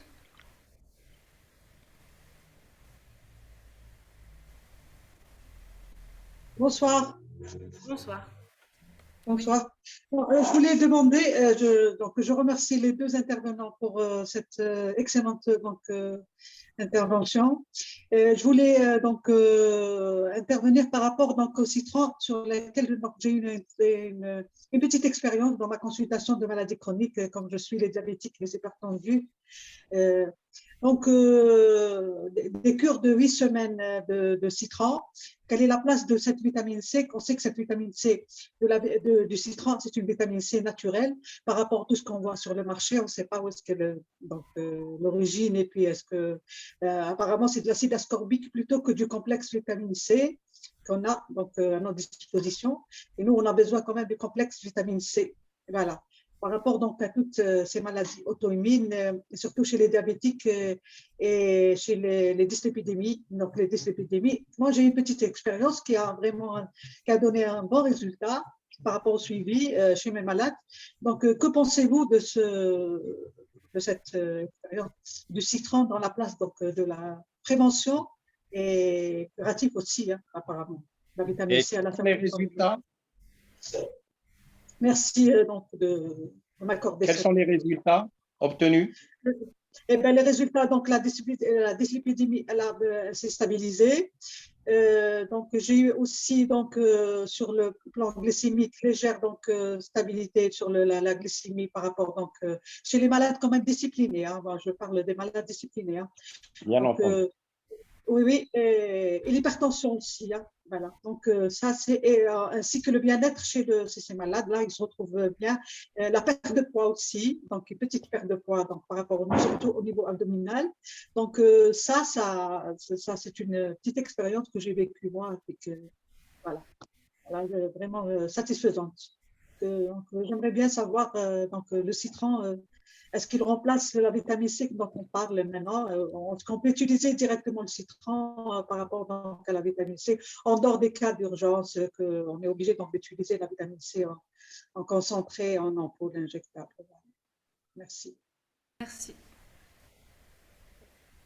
Dr. Hayat Debbouz was asking about, she was like applying a therapy by using lemon instead of the ascorbic acid, and that lemon she used it with her patients for like 8 weeks, and she had amazing results with patients that were suffering from chronic diseases like diabetes and so on and so forth. She had like amazing results, and she was wondering, can we for example replace this ascorbic acid with the use of lemon, because she said that we also need a complex of vitamin C, not only ascorbic acid. Richard? Yeah, well, actually, lemon is one of the plant-based, let's say, fruit. I don't know if lemon is a fruit, but anyway, in that group that has a high amount of vitamin C. So I'm just checking here. Let me tell you this, on this Google, it says 100 grams of lemon has 53 milligrams of vitamin C. So let's do some mathematical calculation here. 53 milligram is 0.053 gram. Am I right? So if I take 5,000 milligram, that is about 100 times this amount. So basically, 100 gram of lemon, that looks like maybe one piece. I have to take like 100 lemon a day. I don't know. I would still go to just 5 milligram vitamin C powder. Let me tell you this. And let me add that. Oh, go ahead. Oh, I mean, I just finished this off.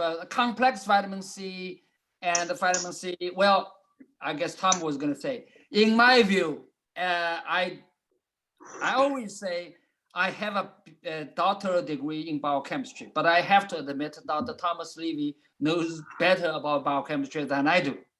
But here it's simple. Doesn't need a doctoral degree in biochemistry to know there's only one vitamin C in the world. It doesn't matter where it is from. If it's pure, I'm talking about the vitamin C. I think that's a D or L, D, I think. Anyway, so this question comes up quite often to me. People talk about, they promote plant extracted vitamin C versus synthetic vitamin C from the laboratory. I always teach them, there's only one type of vitamin C in the world, and the synthetic vitamin C, that's the only cheap way to get very high quality pure vitamin C. The plant extracted vitamin C, if you want high purity, you have to go through many steps of extraction. Every step you go through, you lose vitamin C. Of course, you increase the purity. However, you also at a cost. Manufacturers would like to cut down the cost. Okay, that's a rule. That's nothing wrong. So so-called naturally extracted vitamin C is not a true pure vitamin C preparation. Rather, it is a compound of various types of other stuff in it, including sugar. Okay, and talk about this. Let me give you another example. People say, why don't I take orange, get vitamin C from orange? Well, I also did a calculation. This is one example. I don't have to check on Google right now. Is that if you for example, again, if I take 10 grams of vitamin C, I calculated one time, I would have to take about 150 middle-sized orange a day to achieve that 10 grams of vitamin C daily. 150 oranges, that's a lot. It costs you a lot too. But also on top of that, 150 grams of middle-sized orange contains about 2,700 grams of sugar. So before vitamin C saves you, that much sugar would have killed you. So basically, my conclusion is I do not recommend plant extracted vitamin C. Let me add one thing, Asma, and you can do your translation. Okay. Is vitamin C complex is a fiction. It's just completely made up. It doesn't exist. What does exist is everything that vitamin C is found in a plant or fruit. There are other beneficial agents, bioflavonoids and other things that have antioxidant capacity. They are not required for vitamin C to have its effect, but the more good antioxidants you take to support vitamin C, the better. But it's not a real thing. It's just like supplementing. You can take 4 or 5 good antioxidants to help support your vitamin C intake because all the antioxidants work together and recharge each other. But the 85 years of research since vitamin C has been discovered have been made on ascorbic acid or sodium ascorbate alone, not on any mythical product called vitamin C complex. Okay. Yeah, it's actually, when we compare. Yeah, give her a chance there. She hasn't translated in a long time, Richard. Yeah, never mind. Go ahead. Alors, pour la question de Dr. Hayat Debous concernant la vitamine C, quel extrait du citron, Dr. Cheng, il dit que pour lui, pour vous donner une réponse courte, pour lui, il ne conseille pas d'avoir son dosage de vitamine C à travers les fruits, parce que ça va demander de prendre une grande quantité de fruits pour avoir le dosage dont on a besoin et ça va coûter cher.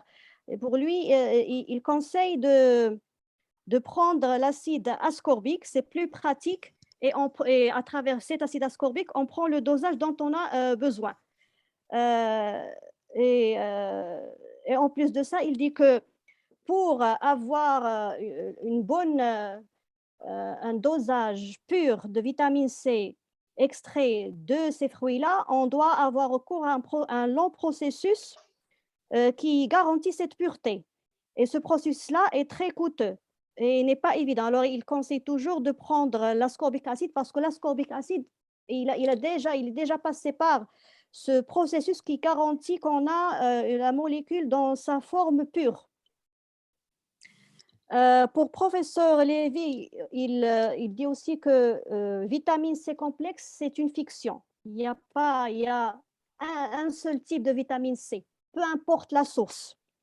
Il dit que c'est bien de consolider la vitamine C avec d'autres antioxydants, surtout quand on les prend de sources fruits ou autres. On a, à part la vitamine C, on prend d'autres flavonoïdes qui sont des antioxydants qui peuvent consolider le rôle de la vitamine C. Mais il dit que durant la recherche de plus de 85 ans, il n'y a pas de vitamine C complexe. C'est une fiction et il conseille la vitamine C, on la trouve sous forme d'acide ascorbique ou de sodium ascorbique.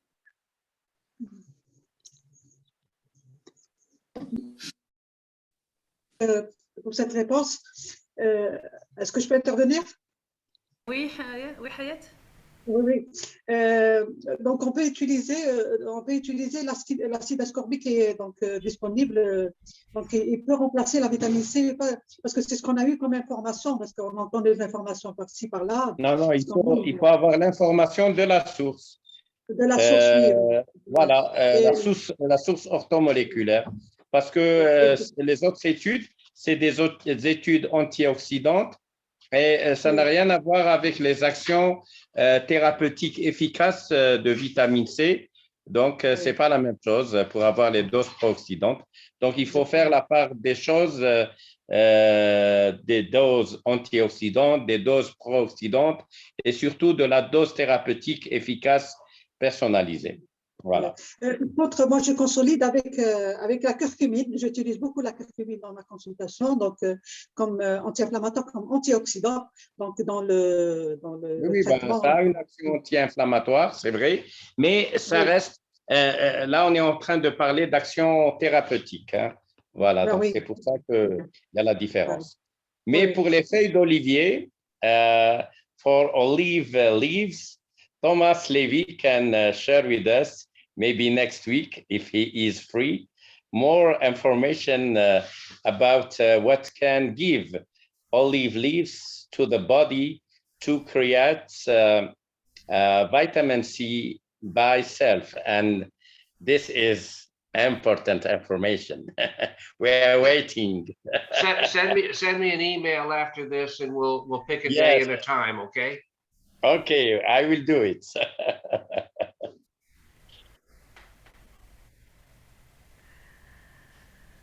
Donc, juste pour préciser que les feuilles d'olivier sont des cofacteurs pour permettre à l'organisme de synthétiser sa propre vitamine C. Et ça, c'est les nouvelles découvertes du professeur Thomas Levy qui seront partagées dans une conférence prochainement, donc, dont on fixera la date selon la disponibilité du professeur Thomas Levy. Voilà. Quel est le dosage, docteur, si on devait le préparer tout seul chez nous, c'est-à-dire on a des feuilles d'olivier? Ça c'est nouveau, donc on en parlera en marge de la conférence. Hein. Il faut cerner toute la question pour avoir déjà les réponses dans la conférence. Donc, on clôture avec Dr Hanifa Brahimi pour une dernière question avant de clôturer. Voilà, je voudrais poser une question au professeur Lévy. Alors, je voudrais lui demander ce qu'il pense de la vitamine C en poudre par rapport à la vitamine C liposphérique. Est-ce qu'on peut les utiliser l'une comme l'autre? Voilà, c'est ce que je voulais demander. Okay, Professor Levy, Dr. Hanifa Brahimi was asking about vitamin C in powder and lipospheric vitamin C. She was wondering whether we can use either one of them. How is one of those two types of vitamin C can replace the other? How can we use each one of them? What do you think?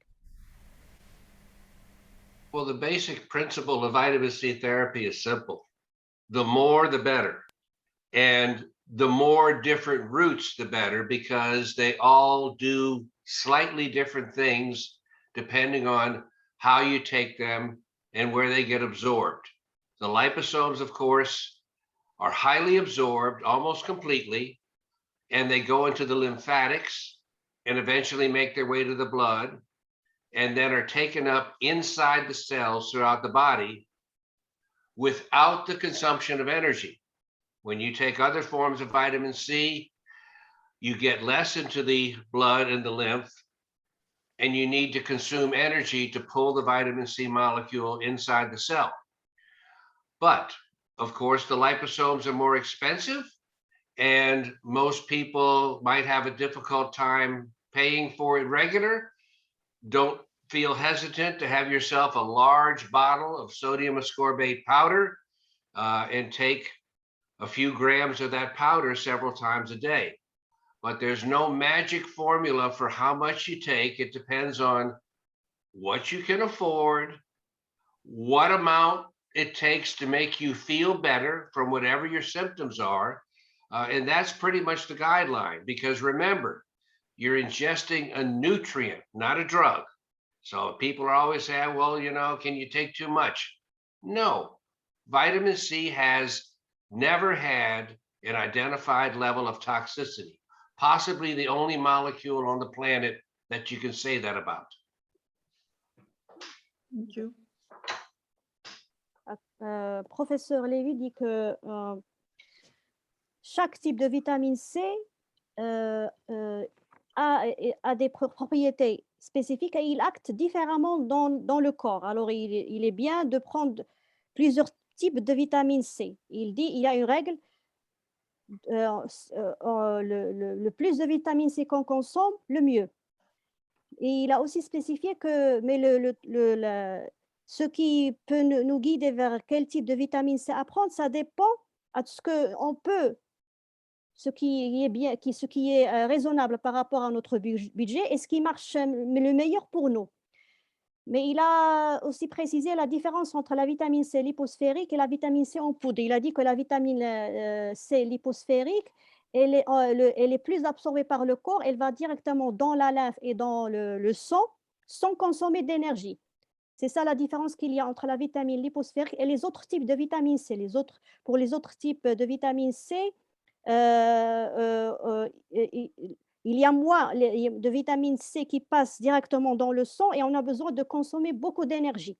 C'est ça la différence entre ces deux types de vitamine C. Mais en tout cas, il dit il n'y a pas de type spécial à prendre. Ça dépend de votre budget et de ce qui marche le mieux pour vous.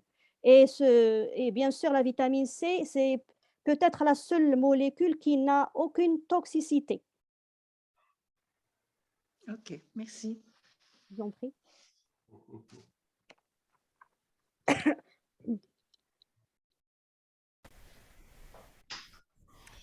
Il y a d'autres questions avant de clôturer? Vous pouvez toujours lever la main pour vous donner la parole.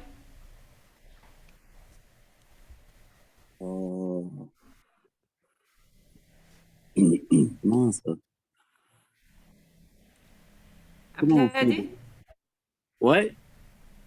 Mince, ça marche? Tu veux Oui, poser une question? oui, on m'entend? Voilà. Bonjour tout le monde. Ouais, c'est juste Oui. une petite question. Oui. On entend souvent, vu que ça part de vitamine C, la vitamine C liposomale, peut-être je le prononce mal. Est-ce qu'elle est intéressante ou pas? Pour un thérapeute, bien sûr. C'est la même liposphérique dont on Ah, c'est parlait. ça, d'accord. D'accord, ouais. Ouais. Et j'attends souvent aussi la vitamine C là, du fruit, là, l'acéréola. Est-ce que c'est intéressant La aussi? vitamine C, Ouais, avec les flavonoïdes, je crois que quelqu'un a posé la question en privé. oui, il y a une question de Bekada. Oui, la vitamine C Ah. de l'acérola est intéressante. Elle donne des flavonoïdes qui activent la vitamine C. Est-ce que tu peux Yeah. traduire? Ouais. Yeah, there was a question from Dr. Abdelhadi and Bekada about vitamin C from the acerola form. What about acerola vitamin C? Is it good? Vitamin C from all sources is good. Acerola is just a particularly high concentration of vitamin C, maybe the highest, as far as I know, of any particular fruit or vegetable. But as Dr. Cheng said earlier, no food source of vitamin C is going to give you the amounts of vitamin C that you truly require. And for people that think this is unnatural, you have to remember, and this is something we might talk about next week, most people have lost the ability to make vitamin C, which they should be able to do, and would be putting multi-gram amounts of vitamin C into our blood around the clock, which is the amount of vitamin C we should be taking in, not milligram amounts, but gram amounts. Selon professeur Lévy, la vitamine C acérola, elle contient des concentrations, de grandes concentrations de vitamine C. Mais il a dit que selon le Dr. Cheng, n'importe quelle source de vitamine C végétale ne peut pas donner le dosage dont le corps a besoin. Elle reste toujours minime. C'est pour ça il a parlé auparavant de l'acide ascorbique, qui est plus pratique pour donner le dosage dont on a besoin, qui doit être en grammes. Can I add one comment here on vitamin C? My personal feeling on liposomal vitamin C and regular vitamin C powder by mouth or by IV, I have a few thoughts on this. We know high dose vitamin C for example, cancer therapy has been going on for decades with various degree of success. And in general, high dose vitamin C IV is helpful, definitely to improve cancer patients' quality of life and may even prolong their lifespan. But the problem with HD IVC, high dose vitamin C, is there are a couple of things. One is that it requires physician administration. You have to go to a doctor's office. That makes it a little bit probably more expensive and less convenient. But more importantly is also you cannot do HD IVC around the clock. And scientifically, I would assume we need to maintain a high level of vitamin C pressure on cancer cells to be more effective. But IV vitamin C, if you do 6 hours a day, that's only 6 hours a day. You cannot be tied to bed 24 hours a day. And also, we know cancer treatment is not a short term, it's not a couple of days or a couple of weeks, oftentimes months and even years. So from that point of view, I have been suspecting, I think the liposomal vitamin C is often that probably may be able to offer more advantages because you take a couple of times a day, that's convenient, and then it works around the clock. You can avoid this kind of, fluctuations of vitamin C levels in the blood. And also it's by mouth, you can cut down on the cost, And so particularly I found that to be more practical in a country like China, because over there, high dose vitamin C is very, very unusual. It's very hard to find a doctor to do that. And also there can be other, when you inject a lot of fluid into your body, it can cause other problems. But anyway, that's my point. I think I'm very curious in this field. Unfortunately, I haven't seen, and we need more pharmacokinetic studies. I was trying to get one done. I mean, one other thing is liposomal vitamin C, when you drink it, it passes through the gut into the blood. But once in the blood, you also have to cross the cell membrane to get inside cancer cells. Now, when you do HD-IVC, it's the same thing. You put a vitamin C into the blood directly, then it has to cross cell membrane. Now, in theory, liposomal vitamin C can much easier to cross the membrane. So I suspect, you can reach higher intracellular level of vitamin C through liposomal, but I have not seen any studies, and I'd like to do something like this. Yeah. Sorry, that's a lot. OK. Dr. Cheng, il parlait de les avantages et les inconvénients de la vitamine C, soit liposomale, soit par intraveineuse. Alors, la vitamine C par voie intraveineuse est très pratique, surtout pour les patients qui souffrent du cancer, mais elle demande qu'elle soit administrée par un médecin et ça doit être fait chaque 6 heures dans la journée pour avoir cette pression continuelle sur les cellules cancéreuses. Pour lui, la vitamine C par voie intraveineuse, elle est peut-être pas pratique sur cet aspect-là, et par rapport à la vitamine C liposomale qu'on peut prendre par voie orale, elle est plus pratique et elle passe facilement dans la cellule, si on la compare avec la vitamine C par voie intraveineuse. Alors, il y a toujours ce débat entre la vitamine C par voie intraveineuse et la vitamine C liposome. Pour lui, la vitamine C liposomale, elle est plus pratique et peu coûteuse par rapport à la vitamine C par voie intraveineuse. Let me add a little story I think that will be of interest about liposome vitamin C. About 10 years ago, my wife got an insect bite on her cheek, and very quickly it infected around her eyes. And I was not in town at the time. I was out of town in Puerto Rico, and she was in Denver. And she told me her eye was swelling shut. And she sent me pictures. The eye was completely swollen shut. She was on maximal antibiotic therapy. She was taking regular vitamin C. And I said, there's no planes right now. I'll come in first thing in the morning. And when I get there, we'll start IV vitamin C. I said, but in the meantime, take as much of the liposome vitamin C as you can. And I think over the rest of the day, she took 25 or 30 packets, a whole box. And she sent me a picture of her eye the next day, and it had started to open up. So I said, okay, you're responding. I don't need to fly out. And I honestly believe the liposome vitamin C saved her eye and possibly her life, because it could have easily spread into the middle of the brain and caused the clotting of the central venous system.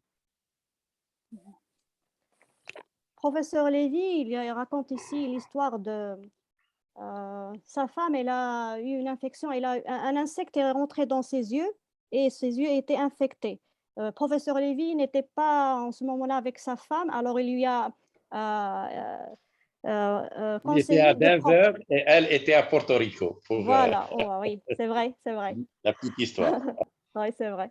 Alors, elle prenait des antibiotiques et de la vitamine C liposomale. Alors, il lui a conseillé de prendre beaucoup de vitamine C liposomale et quand il viendrait, il allait lui administrer aussi de la vitamine C par intraveineuse.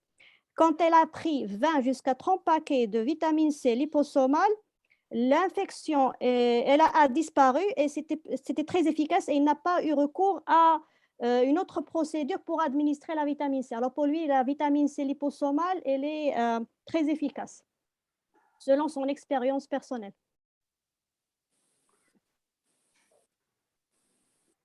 Mais comme dit le professeur Thomas Levy, on associe ce qui est disponible et on peut associer les trois formes et la voie intraveineuse, la voie liposphérique et la voie orale selon selon le cas. Et as more we have, as more we can use. We can use the three forms of vitamin C can be also a good solution.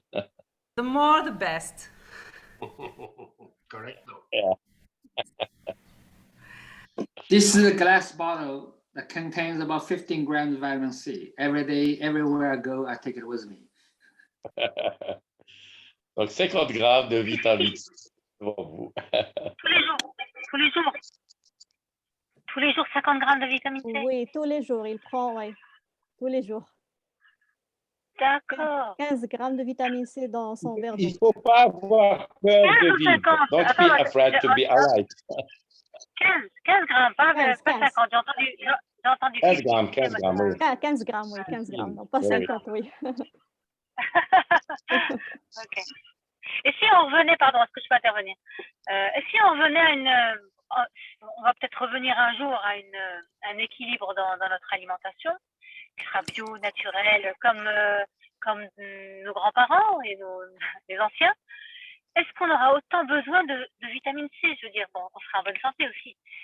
C'est quoi les dosages quand on est en bonne santé? Voilà, c'est ça. Et quand on n'a pas, quand on est dans le contexte d'une alimentation naturelle et bio. Voilà. Parce que ça existe sur Terre encore des gens qui mangent bio, naturel. Est-ce qu'ils ont autant besoin de ces vitamines C tous les jours?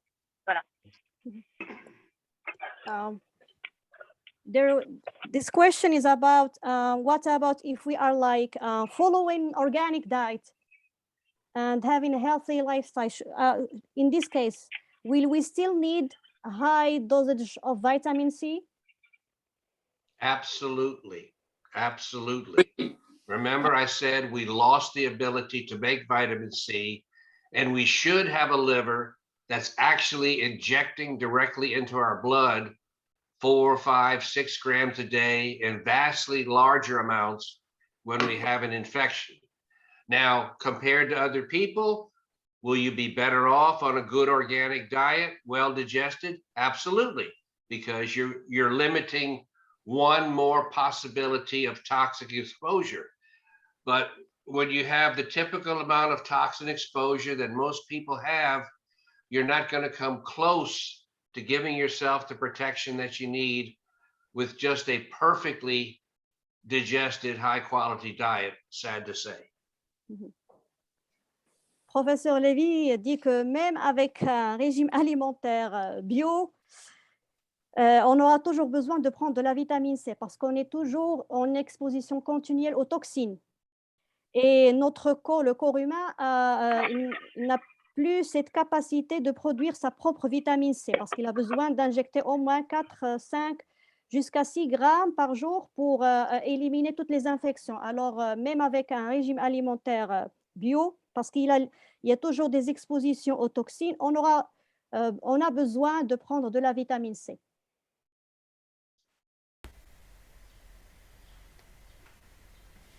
Voilà.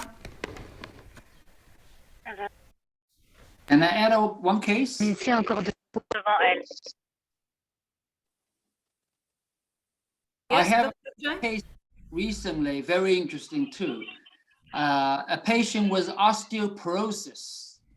And, you know, if you have read Dr. Thomas Levy's book, Death by Calcium, you know, you don't want to give calcium supplements. But anyway, this patient with osteoporosis, we also showed significant improvement or reversal of osteoporosis on this orthomolecular protocol.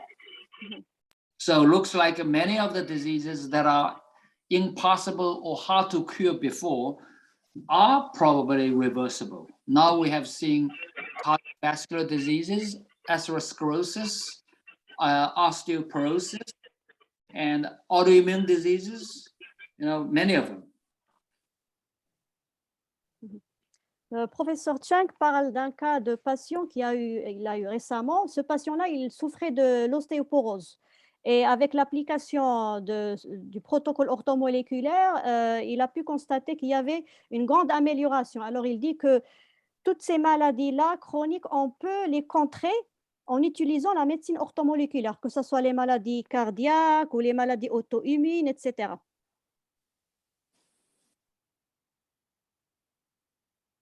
Excellent. Voilà, donc on arrive à la fin, docteur Ilyes. Oui. 17h, 17h17. Oui. Donc, je remercie professeur Richard Cheng, professeur Thomas Levy, pour la coparticipation. Ben, ça s'est fait naturellement, par le cœur.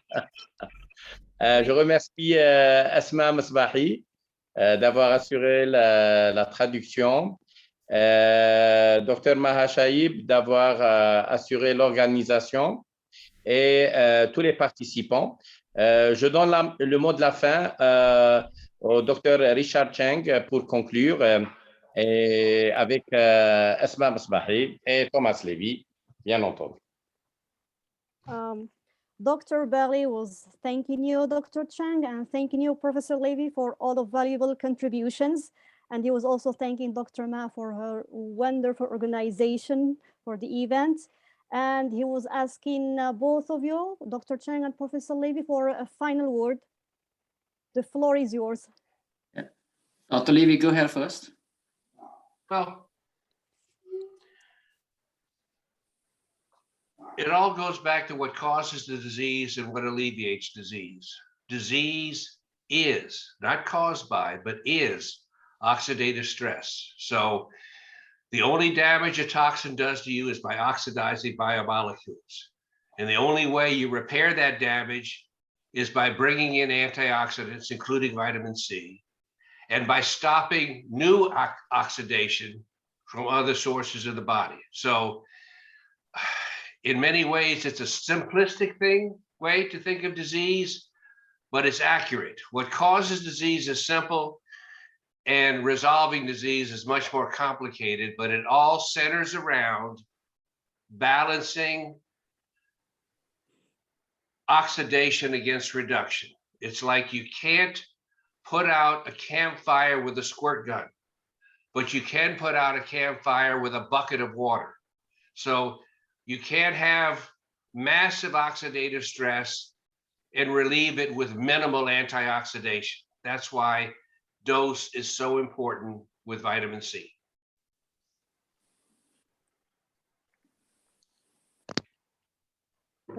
Professeur Levy, pour son mot de la fin, il dit que la maladie, c'est le stress oxydatif. Et les toxines, ils sont toujours en train d'oxyder nos biomolécules. Alors, il est très important d'utiliser les antioxydants dans leur dosage optimum, comme la vitamine C. Et il est toujours important de préserver un équilibre entre ce processus d'oxydation et d'antioxydation. C'était ça pour lui. C'est si simple. La maladie, c'est le stress oxydatif qu'on doit toujours contrer avec les antioxydants comme la vitamine C. Dr. Cheng, the floor is yours. Yeah, I totally agree with Dr. Thomas Levy. I think oxidative stress, or the imbalance of it, is the central mechanism of practically all chronic disease and acute as well, including COVID-19, as we have seen.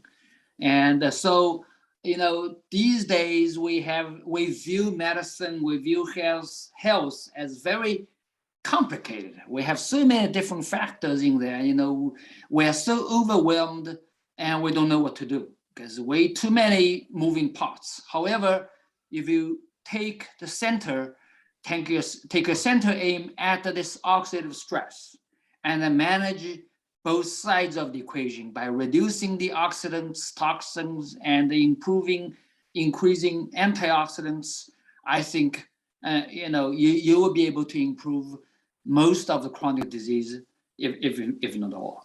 Yeah, I think medicine health, if you look at the oxidative stress, it's not that complicated. Dr. Cheng est d'accord avec professeur Levy concernant le stress oxydatif. Pour lui, c'est vraiment le mécanisme central de toutes les maladies chroniques, y compris le Covid.